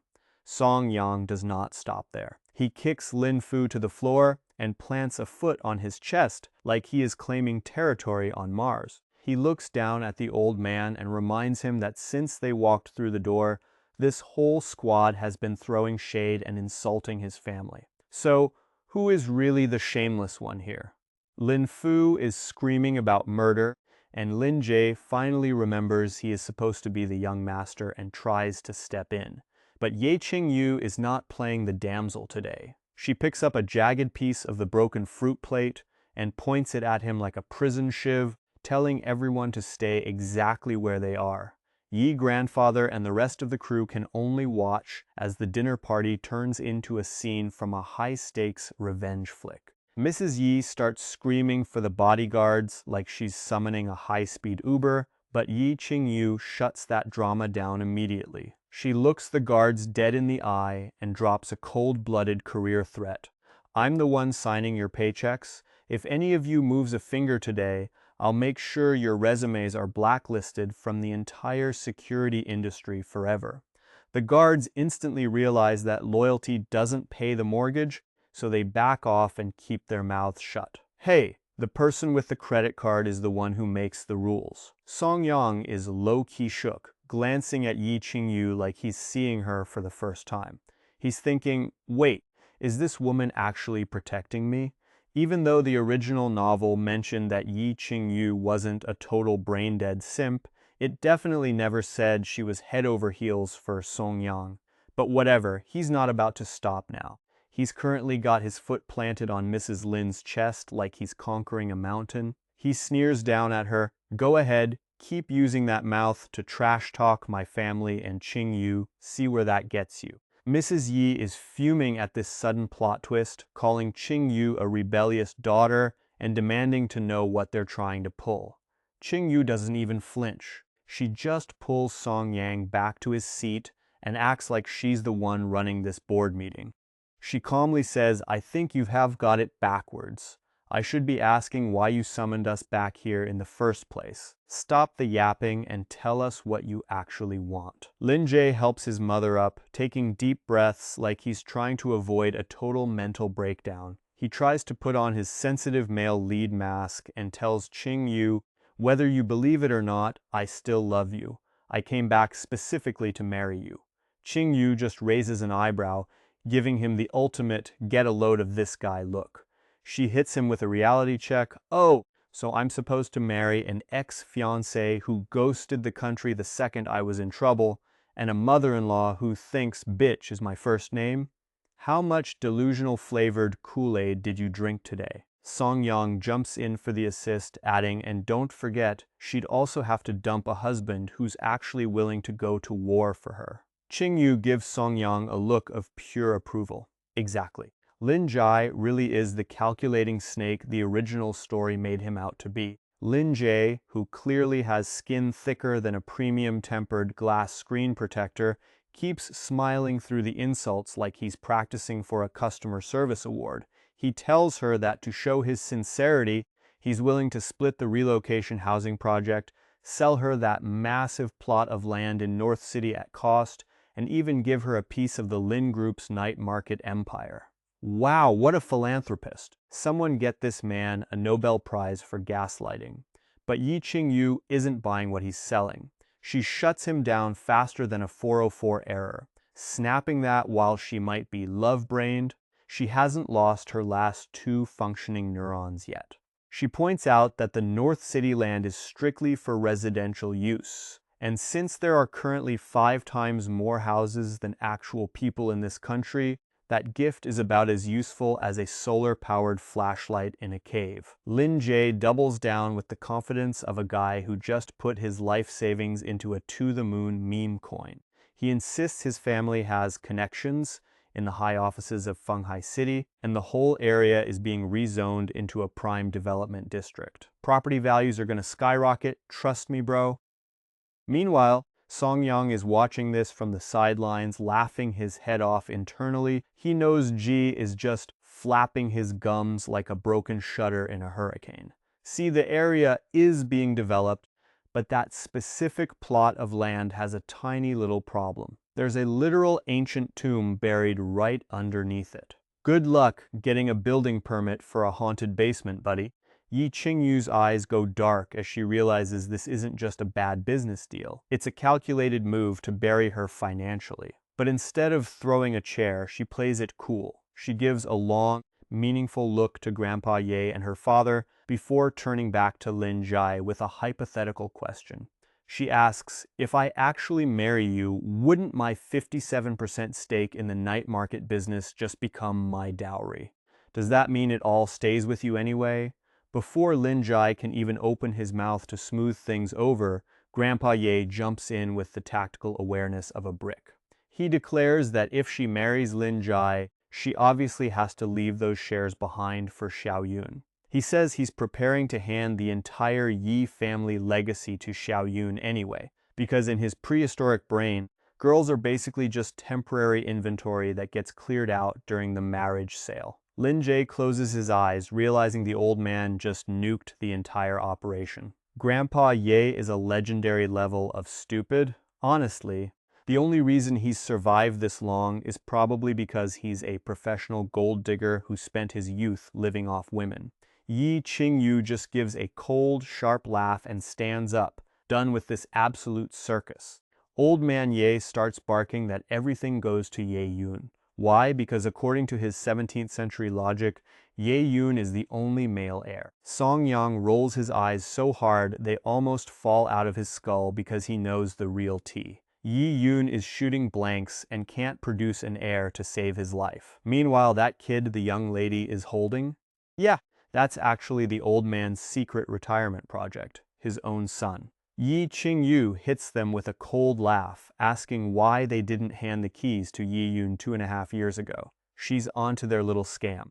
They wanted to dump the bankrupt Yi family business and all its crushing debt onto her while they shuffled the valuable assets away. But now that she's fixed the company and turned it into a money-printing machine, they want to kick her to the curb and give it to their favorite golden boy. Ye Qing Yu's eyes flash with a vibe that screams, "Call an ambulance, but not for me." She tells them they're dreaming if they think she's handing back a single cent of what she earned. She grabs her husband and tells him it's time to go. Song Yang is just standing there enjoying the show, watching the old man and the father squirm like they just got caught staring at someone's browser history. He realizes the plot is moving faster than a 5G download. Ye Qing Yu is entering her boss babe villain arc way earlier than in the original story. In the novel, these two old dudes ended up in a very convenient car crash right after she went dark. Song Yang actually thought there might be some family love left to salvage, but wow, was he wrong. These people are more toxic than a leaked government server. Just as they reach the door, Ye Qing Yu turns back to Lin Jie with a look of pure disgust. She drops a nuclear truth bomb. That land in the North City he's trying to flip, it's sitting right on top of an ancient tomb, making it about as valuable as a used napkin. Lin Ji's soul basically leaves his body. He's cooked. From this moment on, he's officially on Ye Qing Yu's permanent block list. Even Song Yang is shook. How did she know about the tomb? Ye Qing Yu just smirks at him. She knows because she's got the ultimate cheat code, her husband. As the power couple struts out, the hall falls into a silence so awkward you could hear a pin drop.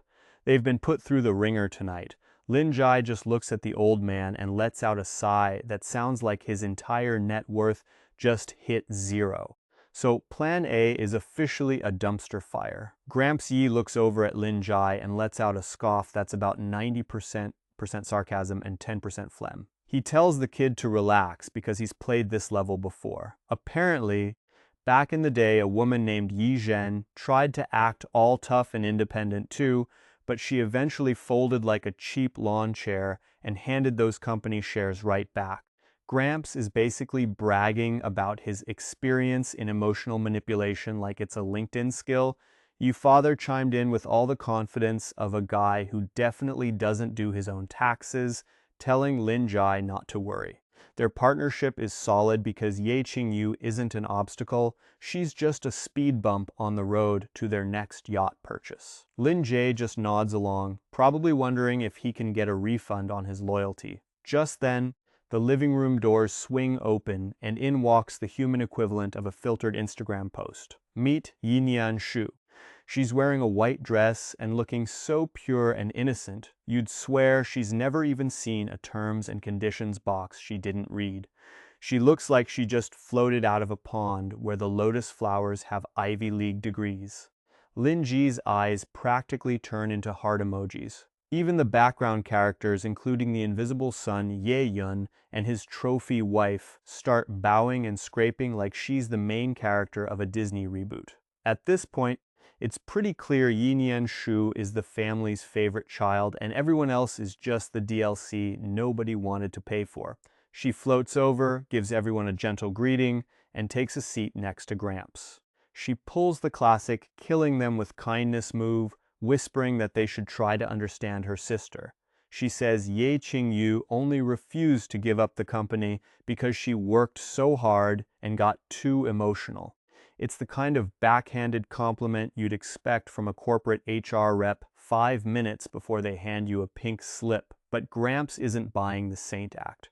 He lets out another scoff, and Ye Father joins the roast, calling Ye Qing Yu a greedy woman who doesn't deserve an ounce of sympathy. Gramps takes it a step further, dragging the woman who raised her, Yi Zhen, calling her lowly and saying she's infected with the greedy stench of the common streets. They're acting like being middle class is a contagious disease you can catch from a dirty subway pole. Inside, Ye Shu is actually feeling a surge of genuine anger. She's thinking, since when did common people become a synonym for greedy? Who gave you the right to slap that label on everyone? But she keeps the mask on. Beside her, the family's second-in-command, Ye Nai, just beams at her, saying Nian Shu is the only one who truly understands the big picture. Translation: she's the only one who knows how to play the game without chipping her manicure. Since girls aren't allowed to inherit the family business, the plan was always to hand everything over to Xiao Yun.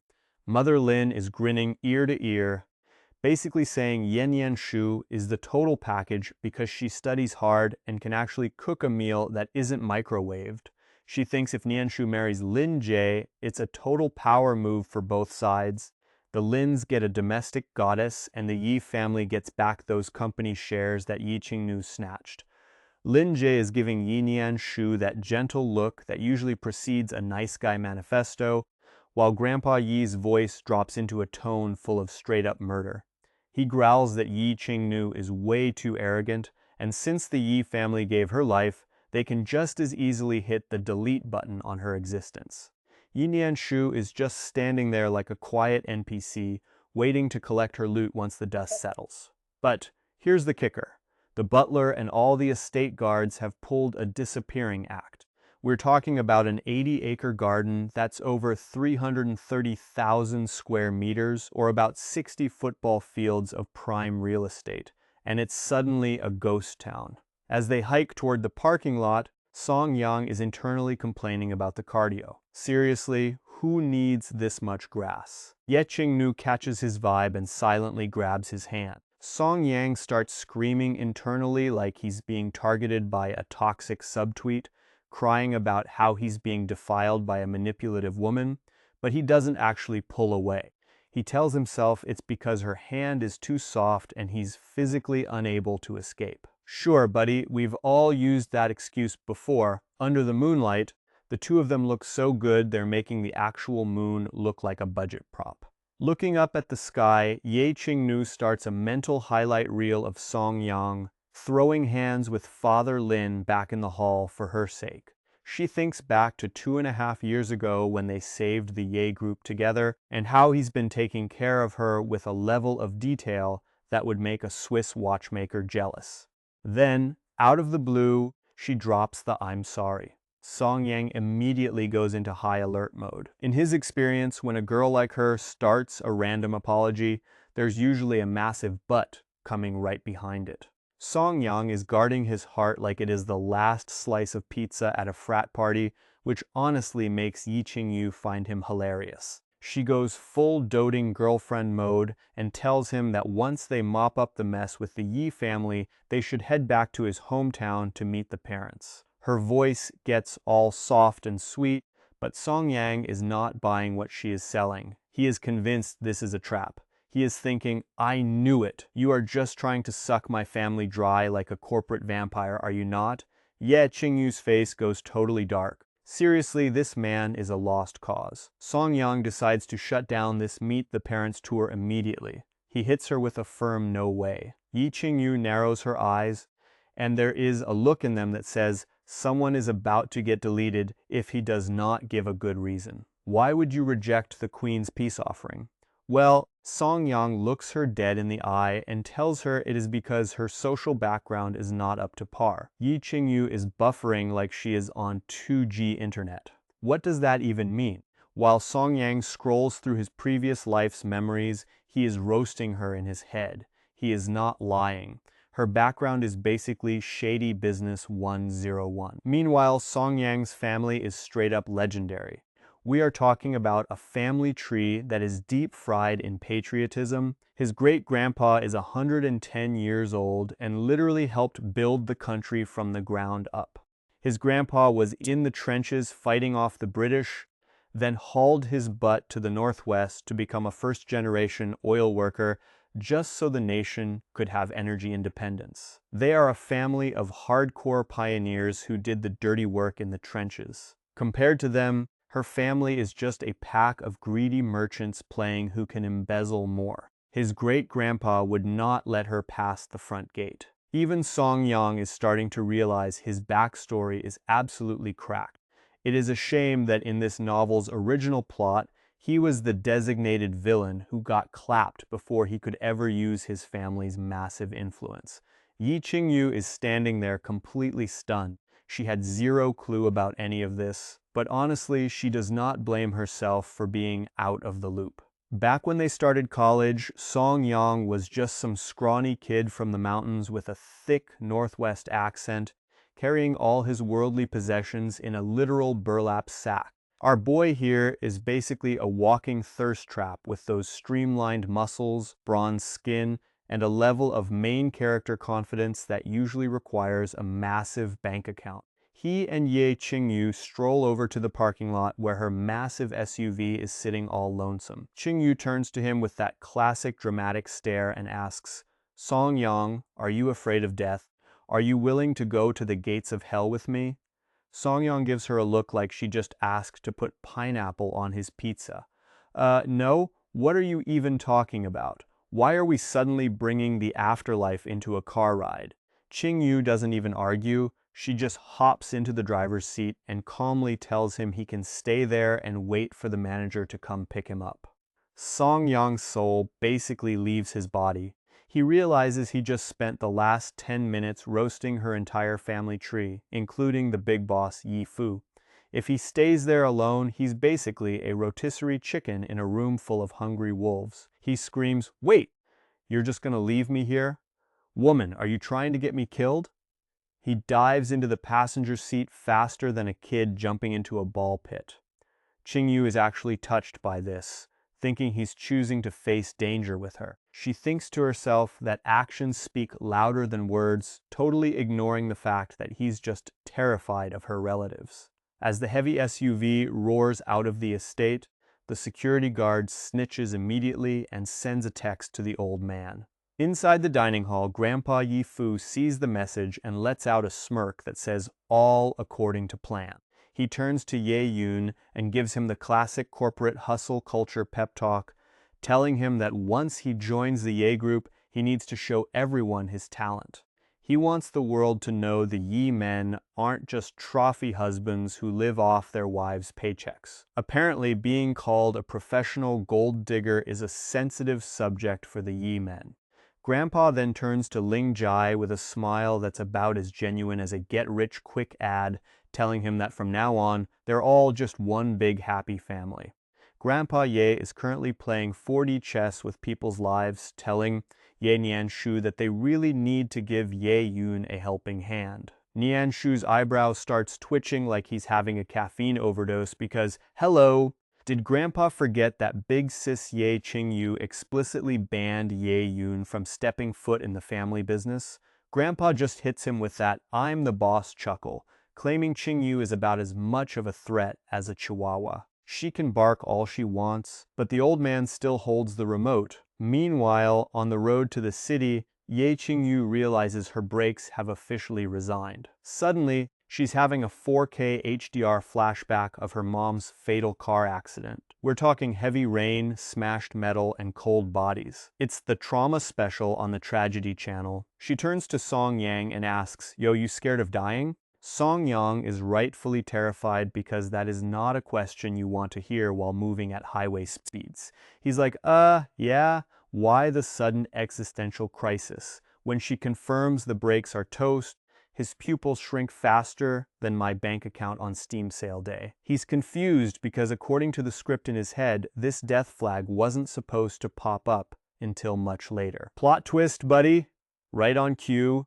The sky starts crying like it's watching a sad dog movie. Song Yang starts sending a frantic DM to the heavens, basically saying, God, if I survive this, I'm going to find whoever cut these lines and perform a manual delete on their existence. He tells Qing Yu that if they make it out, he's going to give her the best version of himself, which is probably just a fancy way of saying he'll finally stop leaving his socks on the floor. Then, boom! They get rear-ended by a truck. Honestly, Truck Kun is really working overtime this season. Qing Yu grits her teeth and yanks the steering wheel, smashing through the guardrail and sending the car flying into the fields. They're basically off-roading in a sedan now. She's thanking her lucky stars she wasn't driving like a Fast and Furious extra, and that the Ye family mansion is out in the sticks where there's plenty of soft dirt to crash into. The rain is still pouring down as they bounce across the farmland. Song Yang can feel his teeth rattling as the car bounces across the field like a budget massage chair on its highest setting. Ye Qing Yu is still trying to sell him on her grand vision for the future, but he is not buying the hype. He screams at her to stop drawing big cakes, which is basically the manhua version of a toxic LinkedIn motivational speech, and tells her to focus on actually saving their lives. Ye Qing Yu spots the massive truck behind them getting stuck in the mud like a bad Windows update. She realizes the hitman is an absolute moron, which confirms her family is definitely behind this. She decides the best way to stop the car is by playing a real-life game of bumper cars with a parked tractor. The impact is massive, and the airbags deploy like a pair of over-eager marshmallows, knocking them both silly. She barely manages to send a GPS pin to Secretary Jin before her internal server crashes. Song Yang's last thought before he passes out, he is devastated that he might die before finally getting to experience his first time. Seriously, the man's priorities are as messy as the crash site. The sirens start screaming through the night, and Secretary Jin shows up with the medics just in time. By the next morning, the news is absolutely blowing up on social media. Ye Qing Yu just won an award for being a top 10 conscious entrepreneur, and now she and her useless husband Song Yang are trending in the ICU. The internet detectives are already on the case, digging up records of her mother Yi Zhen's old accident, and connecting the dots faster than a conspiracy theorist on a caffeine bender. Everyone is scrolling through corporate records and concluding that the Yi family men are basically the human equivalent of a reply-all email, completely useless and universally hated. While Ye Jianguo and Ye Ling Chen are enjoying their post-dinner tea and acting like the main characters of a boring historical drama, the police show up to ruin the vibe. The officers drop the "you are under arrest for attempted murder" bomb, and suddenly, that expensive tea tastes a lot like a long-term prison sentence. The scene at the Ye family mansion was such a disaster it hit the trending topics faster than a celebrity's accidental leaked video. The paparazzi were out in full force, snapping pics of Ling Jai and Ye Nianshu making their grand exit from the estate. Every bottom-tier marketing account and clout chaser started working overtime, churning out conspiracy theories. Nobody has even paid for the PR yet, but when there's this much tea to spill, these guys work harder than a GPU mining Bitcoin for free. By dawn, Ye Qing Yu wakes up in her hospital bed to see Secretary Jin and Shen Luoluo looking like they've aged 5 years in one night. Qing Yu actually cracks a smile. She's basically thinking, sure, you're both technically my rivals for the same guy's attention, but at least you're the kind of besties who stay for the hospital food. Shen Luoluo's tragic mood evaporates instantly, probably because it's hard to stay sad when the protagonist is acting like she just won the lottery. Secretary Jin, being the ultimate professional, just pushes a tablet into Qing Yu's hands. The headlines are a masterpiece. The front page is plastered with photos of Grandpa Ye and the dear old dad getting hauled away like they're being kicked out of a high-end buffet. Qing Yu starts laughing like a beautiful maniac. All that getting hit by a car business was worth it just to see this. Secretary Jin does the classic serious anime assistant, glasses push, and drops the deets. Uncle Lee already sent the car's inspection records to the precinct. They've got the truck driver in custody too. Turns out the guy has terminal cancer and a family to support. It's the most overused cliché drama trope in the book. It's so dog-blood dramatic that it makes a daytime soap opera look like high art. Qing Yu rolls her eyes internally and tells them, "Look, I'm rich enough to make problems disappear. Send some cash to the driver's family. A guy that desperate is bound to have left a paper trail a mile long. Our real goal is to make sure my grandfather and father get a permanent stay in a state-funded room with bars. I want the Yi family legacy clean and free of their nonsense." She lets out a cold smirk that would make a villain reconsider their life choices. From the second she got that come home for dinner invite last night, she's been playing 4D chess. She knew she had to put herself in the line of fire because nothing sticks like a murder charge. As for why she's going this hard, it's because she's pretty sure her mother's accident years ago was actually a hit job ordered by the very people she calls. Ye Qing Yu doesn't need hard evidence to start ruining lives. She just needs a vibe check and a solid plan to bait the trap. She tells her secretary, Jin Mi-shu, to leak those paternity test results for Ye Nian-shu and her father like it's a spicy diss track dropping on a Friday night. But she's not stopping there. She wants the full background check on her grandpa's secret social life, specifically his friendship with the second grandma and that young lady Yi Yun brought around. Jin Mi-shu's eyes go wide, probably wondering if he's working for a CEO or a private investigator for a reality TV show. Even Shenlue is skeptical, arguing there's no way Grandpa Ye is pulling the sugar daddy routine at his age. But Ye Qing Yu shuts that down faster than a toxic Twitter thread, reminding her that since she actually has a crush on that loser Song Zhu, her judgment of what's believable is basically in the basement. If Grandpa wants to hide a secret son to inherit the empire, he's going to get the headlines to match. The next move is pure evil genius. Ye Qing Yu decides to buy out the tabloids to claim the Lin Group was in on the murder plot since Lin Ji's family was hanging out at the Yi mansion during the incident. She even drafts a whole fan fiction narrative where Lin Jie and Ye Nian-shu are star-crossed lovers, claiming he framed his former fiancée Ye Qing Yu just so his true love could become the family heir. It's some top-tier soap opera energy.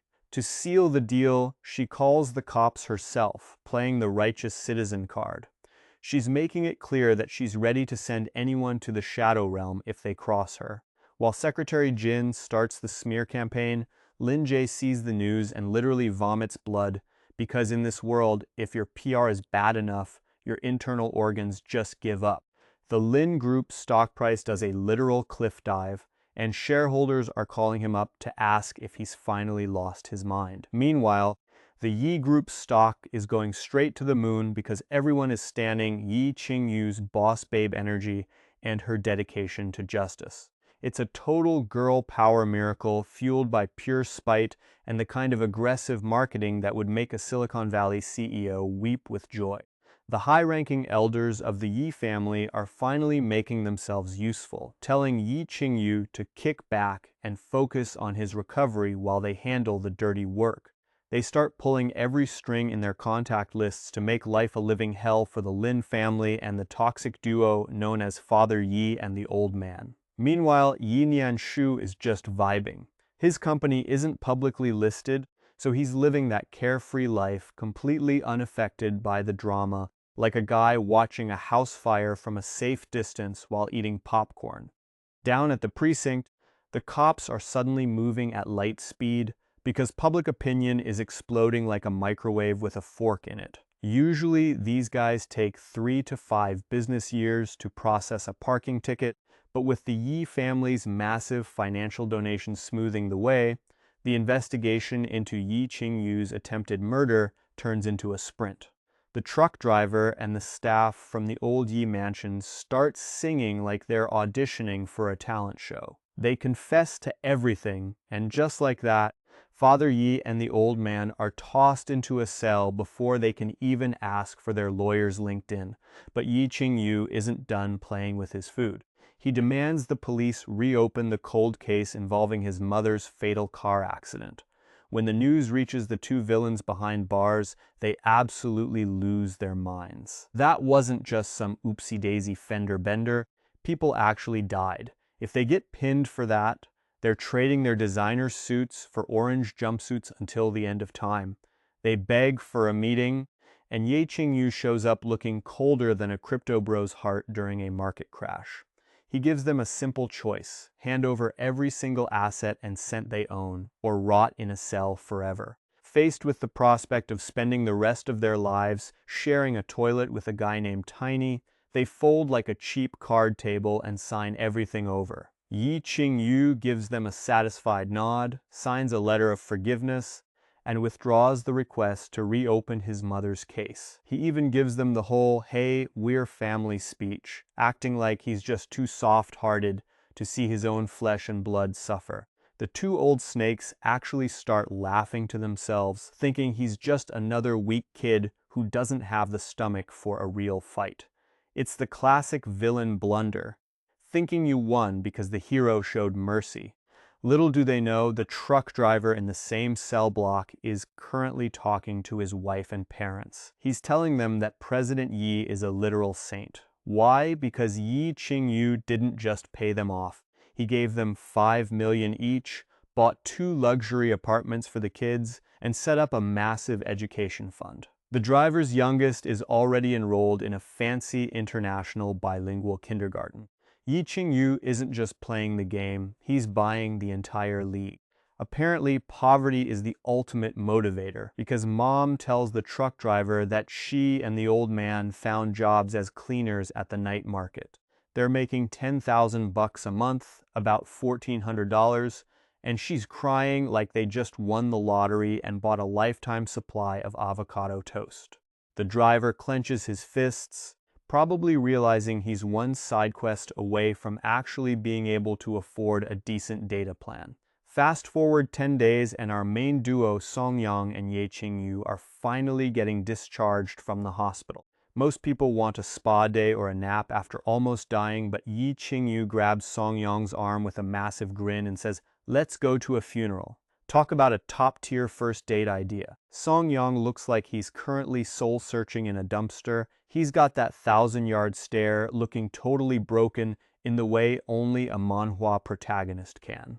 And the worst part? He can't even blame her. She literally asked him if he wanted to walk through the gates of hell. He said hard pass, and then he proceeded to trip and fall in anyway. It's like saying you're quitting social media and then getting caught scrolling through TikTok at 3 in the morning. While he's helping her sit down, he spots 2 guys standing nearby, Hua Chengfeng and Lin Jie. Song Yang takes one look at Hua Chengfeng and goes, "So that's the legendary Dragon King? Dang, he's way hotter than he looks on TV." Seriously, is there a Dragon King facial reconstruction surgery everyone gets in these stories? Everyone's a 10 out of 10. Ye Qing Yu isn't impressed though. She looks up and basically calls him mid, saying he doesn't look strong enough to kill a fly, let alone her. Meanwhile, the rest of the guests are busy being world-class haters. They're all smiles for Ye Qing Yu, but they're looking at Yi Nianshu and Lin Ji like they're the before picture in a budget plastic surgery ad. Word is out that Grandpa Yi and the dad left every single cent to Ye Qing Yu. Yi Nianshu didn't even get a participation trophy or a thanks for playing gift card, and we aren't talking pocket change here. We're talking multiple villas and supercars money, over $1 billion yuan, which is about $140 million. Toss in the stocks, the private investments, and the mutual funds, and she's basically the new CEO of Living My Best Life While You Stay Broke. The total loot adds up to roughly 3 or 4 billion, and no, we're not talking monopoly money. Even for the high society big shots of Shanghai City who claim to make millions every time they blink, nobody is saying no to a multi-billion-dollar inheritance. That kind of liquid cash generates several thousand in bank interest every single day.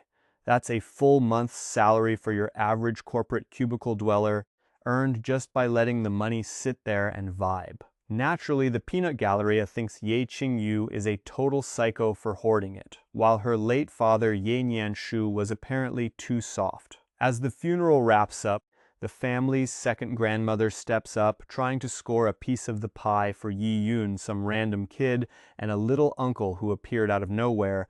Qing Yu doesn't skip a beat.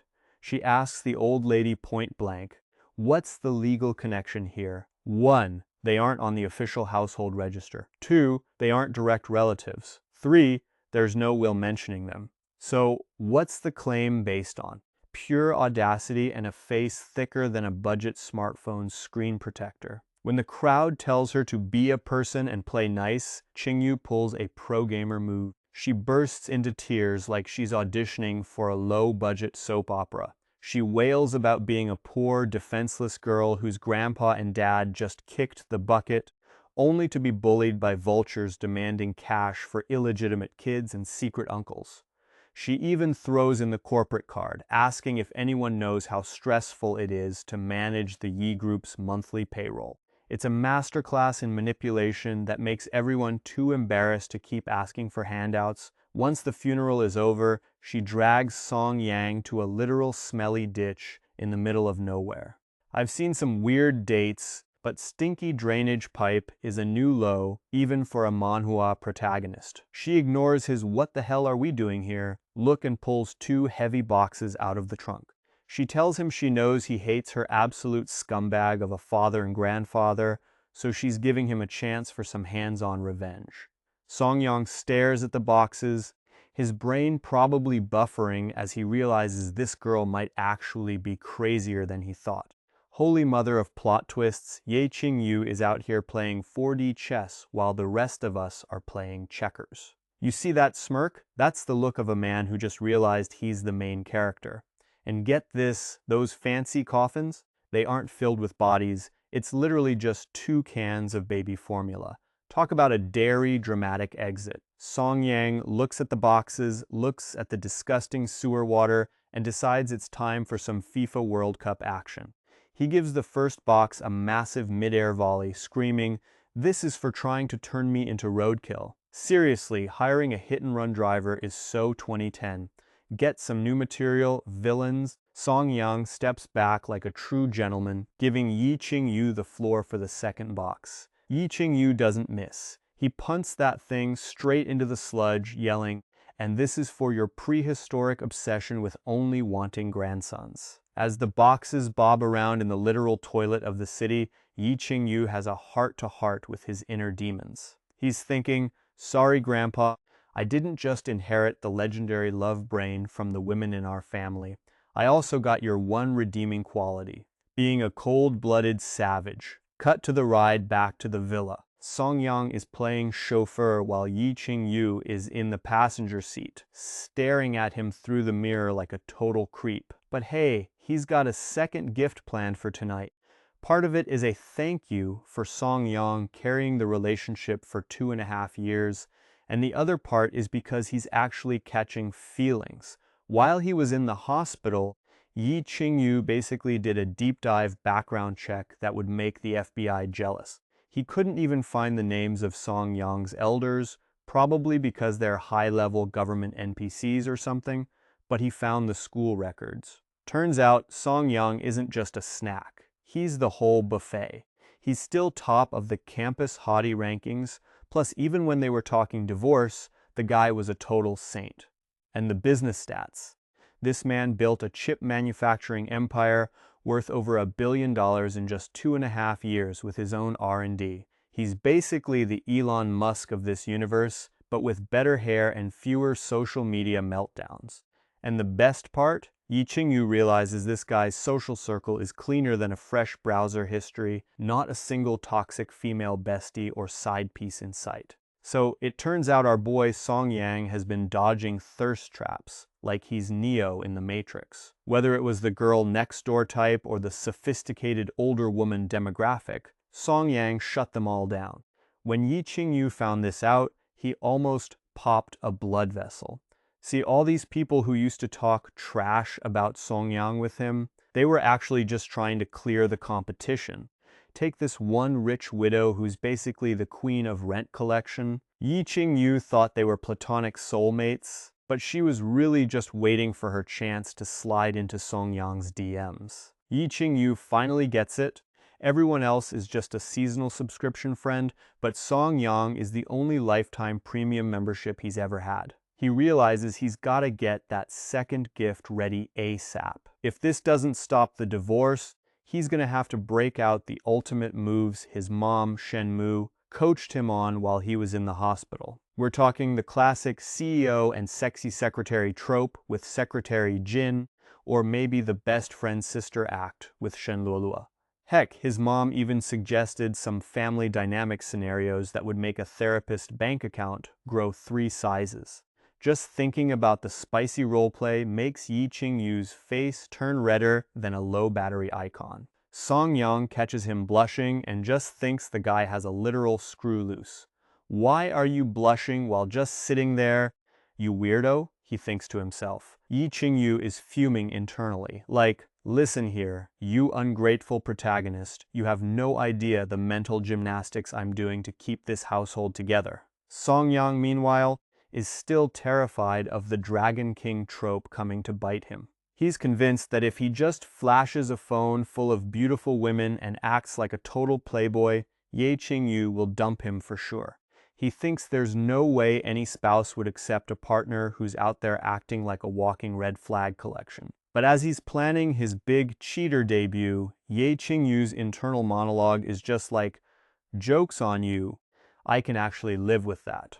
Ye Qing Yu is currently laughing her head off internally. Oh, you sweet summer child. Men are so naive, thinking they understand the terrifying power of a love brain. Her own mother was basically the CEO of Simp City, so did this guy really think she was clueless about Ye Nianshu's existence? Ye Qing Yu decides it's about time to give Song Yang a lesson he won't forget. Meanwhile, Song Yang is vibing in the driver's seat, feeling like a tactical genius because he thinks he's finally found a loophole to get a divorce. He's already planning his glorious future like he's playing a 4x strategy game on easy mode. His master plan?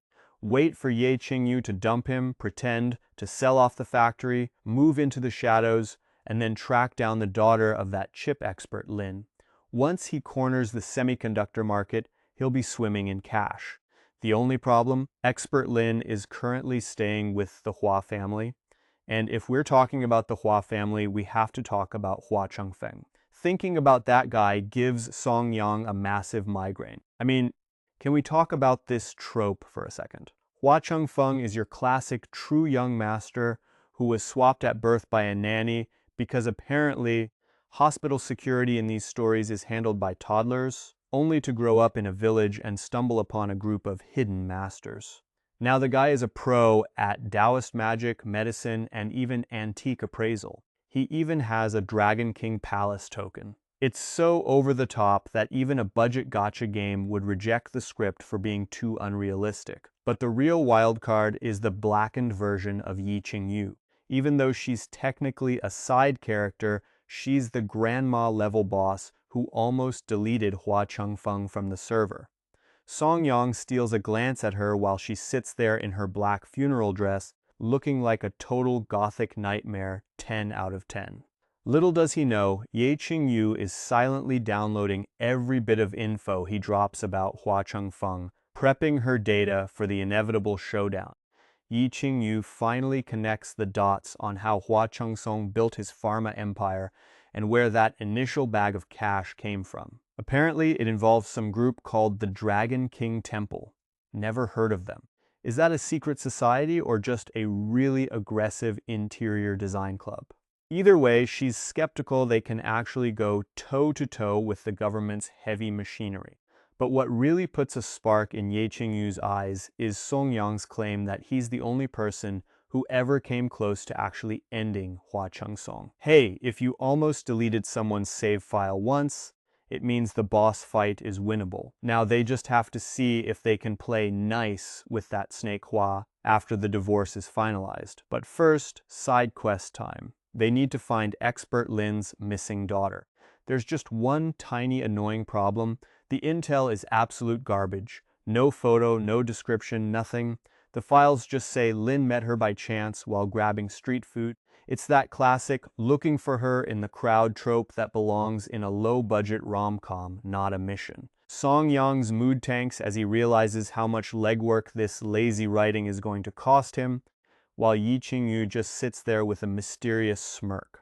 As the car cruises along, the silence gets more awkward than a family dinner where someone brings up crypto. Song Yang tries to channel the original owner's personality to break the ice. He mentions how the Feng Hai City police seem to have a really fast response time. The second the words leave his mouth, he realizes why the previous guy spent years as a world-class simp and never even got to first base.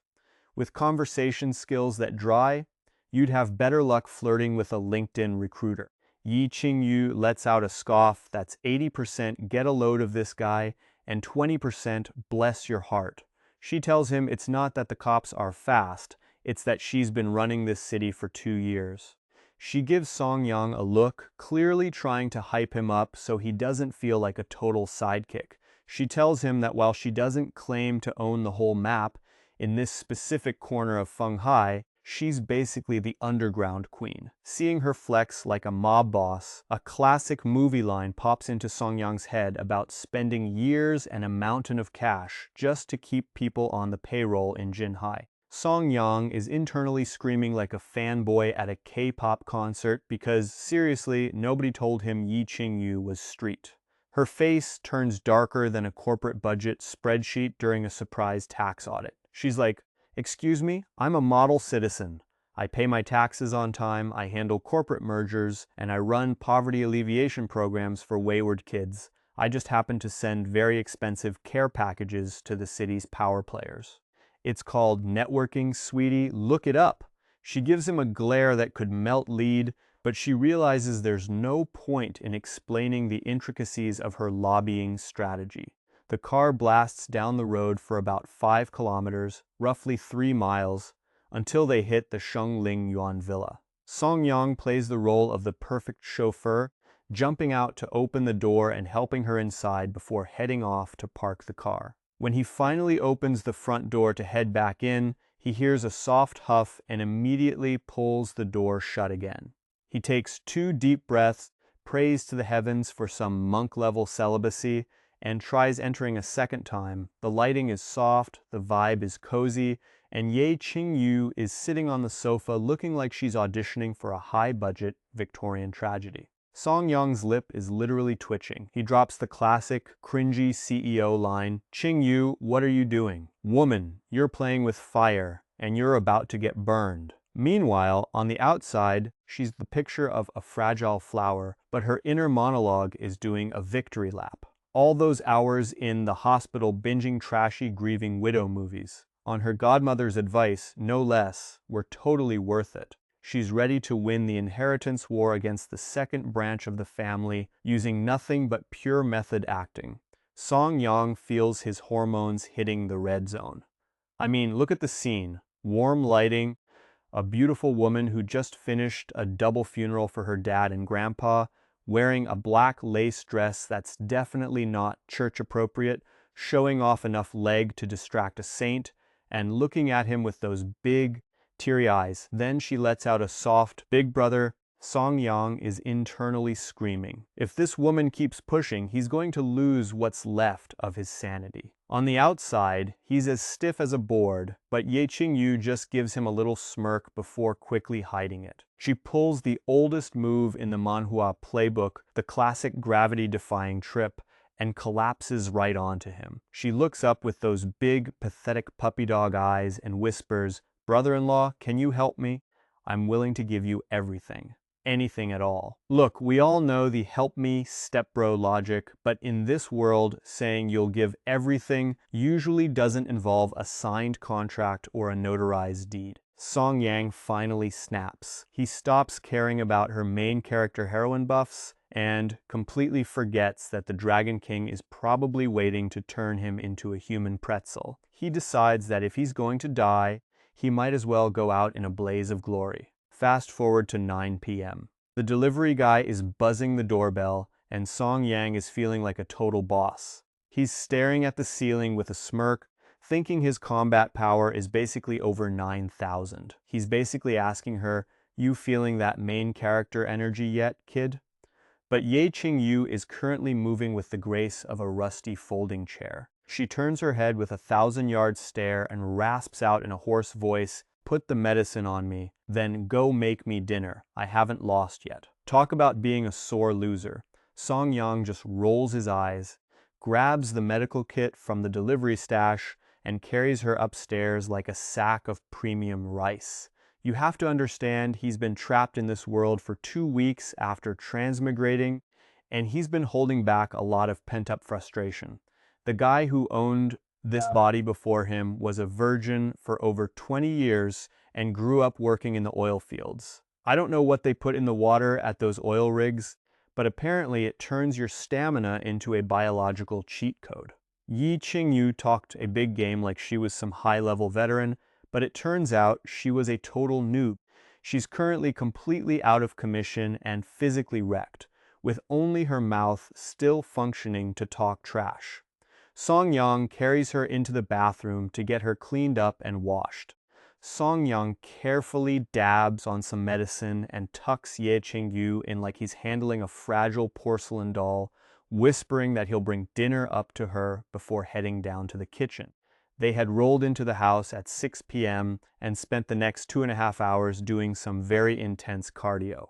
Once the door shuts, our girl Ye Qing Yu tries to crawl out of bed, but her lower half immediately sends a distress signal to her brain. Seriously, she made one little comment about him being a fast-finishing rookie, and he decided to go full Category 5 hurricane on her for the rest of the session.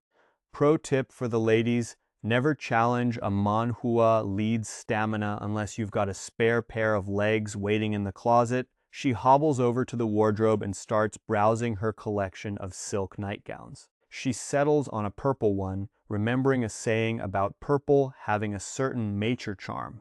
After giving herself a quick spin in the mirror, she reaches into the nightstand and pulls out a bottle of massage oil. There's a literal fire in her eyes now. Look, she spent 2.5 years bringing the Yi group back from the dead and turning it into a corporate empire. She is not about to take an L in a bedroom marathon. Downstairs, Song Yang is humming a tune while searing steaks and lamb chops like he's auditioning for a cooking show. He's even brewing some goji berry and red date soup, which is basically the ancient Chinese equivalent of a double-shot espresso and a protein shake combined. He remembers reading a book back in the day about a guy named Ji Xiaolan. This legend apparently couldn't live without meat or women, eating at least 1 kilogram, that's about 2.2 pounds, of beef and lamb every single day.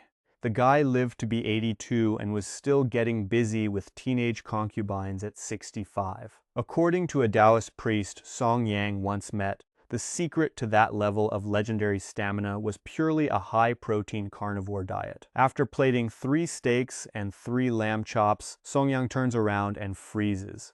Ye Qing Yu is already there, sitting at the dining table in that purple silk dress.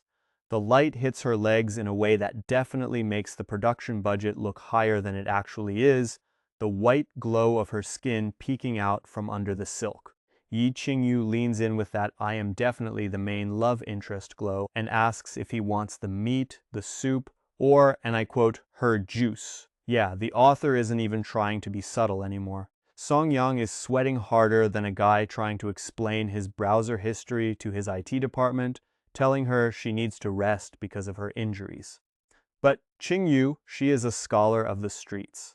She starts rubbing his abs and mentions her study materials, which we all know is just a fancy way of saying she has been binge-watching spicy dramas, suggesting that a three-pronged attack is the only way to go. Song Yang finally caves because, let's be real, no manhwa protagonist has that much willpower. Then comes the classic move. She sits down, pouts, and complains the chair is too hard. Give me a break, it is a dining chair, not a bed of nails. But Song Yang plays right into it, offering his lap as a human cushion. Ye Qing Yu is loving the internal struggle he is having, realizing he actually cares enough not to just treat her like a side character.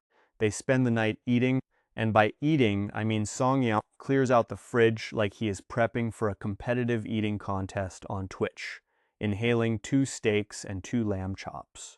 Qing Yu sticks to a light meal and some milk, apparently deciding she is over the juice phase of the evening. The next morning, Secretary Jin walks into the villa and immediately realizes she is not paid enough for this. The floor is covered in shredded black lace and purple silk fragments, looking like a clearance sale at a lingerie store went through a blender. Song Yang stumbles down the stairs, looking like he just survived a 12-round boss fight with 0 health potions left. He sees Secretary Jin blushing and tries to play it cool, apologizing for the mess, but she just rolls with it. She is a pro. She probably has a cleaning up after the CEO's wild nights clause in her contract. She grabs a mop and starts helping him scrub the evidence of their intensive study session off the floor. Song Yang gets to work fast. After finishing up the breakfast duties, Jin Li Shu heads upstairs to the bedroom. She swings the door open and wow, the room is absolutely radiating that post-boss raid glow. Ye Qing Yu is just lounging on the bed, scrolling through her phone like she didn't just survive a 5-star difficulty encounter. She pats the mattress next to her, signaling Jin Li Shu to hop on up.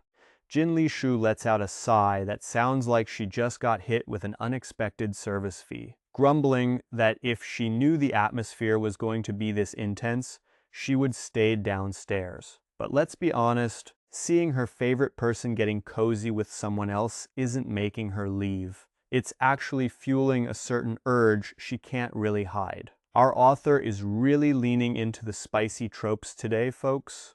Ye Qing Yu gives a little smirk before her face goes full corporate manager serious. She tells her that she better get used to it. Jin Li Shu is just standing there with a blank stare, wondering what the heck is going on.